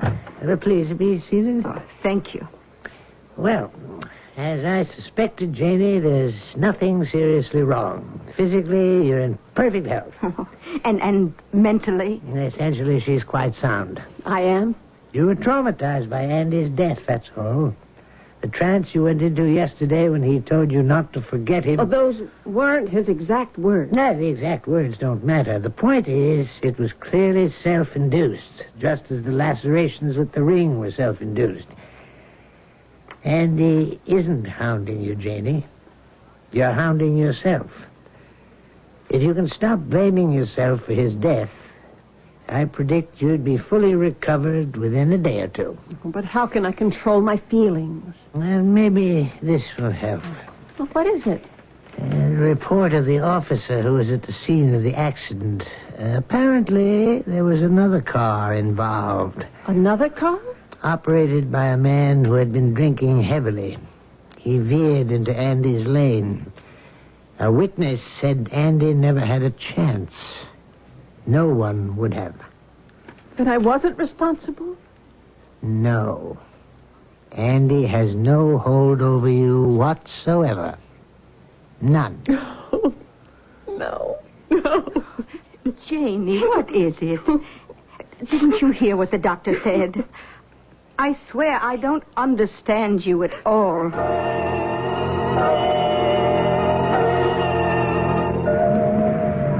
Janie, where are you going? Here's the bus stop. I think I'll walk home. Oh, well, it's a nice day. Of course. Why not? I mean, I want to walk home alone. Oh. Dr. Harper was wrong about one thing, Mother. Andy has been with me. Every moment since he died. I know that. Dr. Harper is well-intentioned, but he's a man of limited vision. But it's only now I realize why. What do you mean? He appeared to me again at Madame Taj's. And he spoke the same words as before. Can you forget me? Dr. Harper was wrong about that, too. The exact words do matter.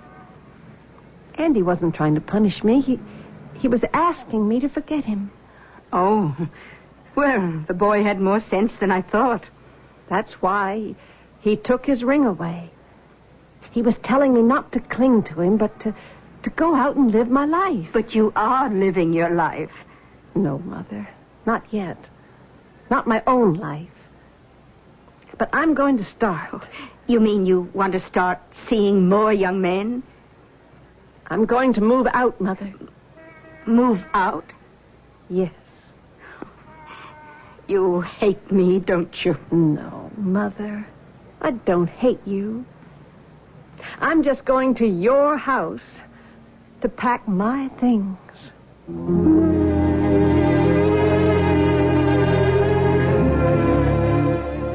How hard it can be to know our own minds when those who have our best interests at heart smother us with their affection. For where is the blame in love? Yet love, as Plato said, is need.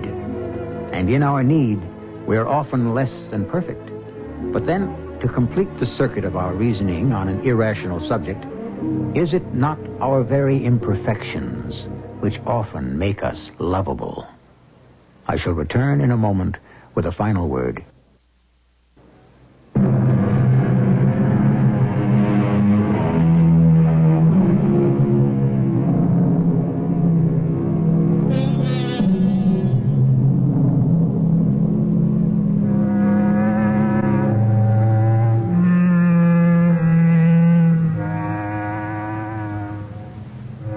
Was it really Andy's spirit which prodded Janie Raymond out of the womb? Or were the signs which beset her the externalization of her own deepest instincts? In a way, it hardly matters. The important thing was, it was necessary. For either we grow or we die.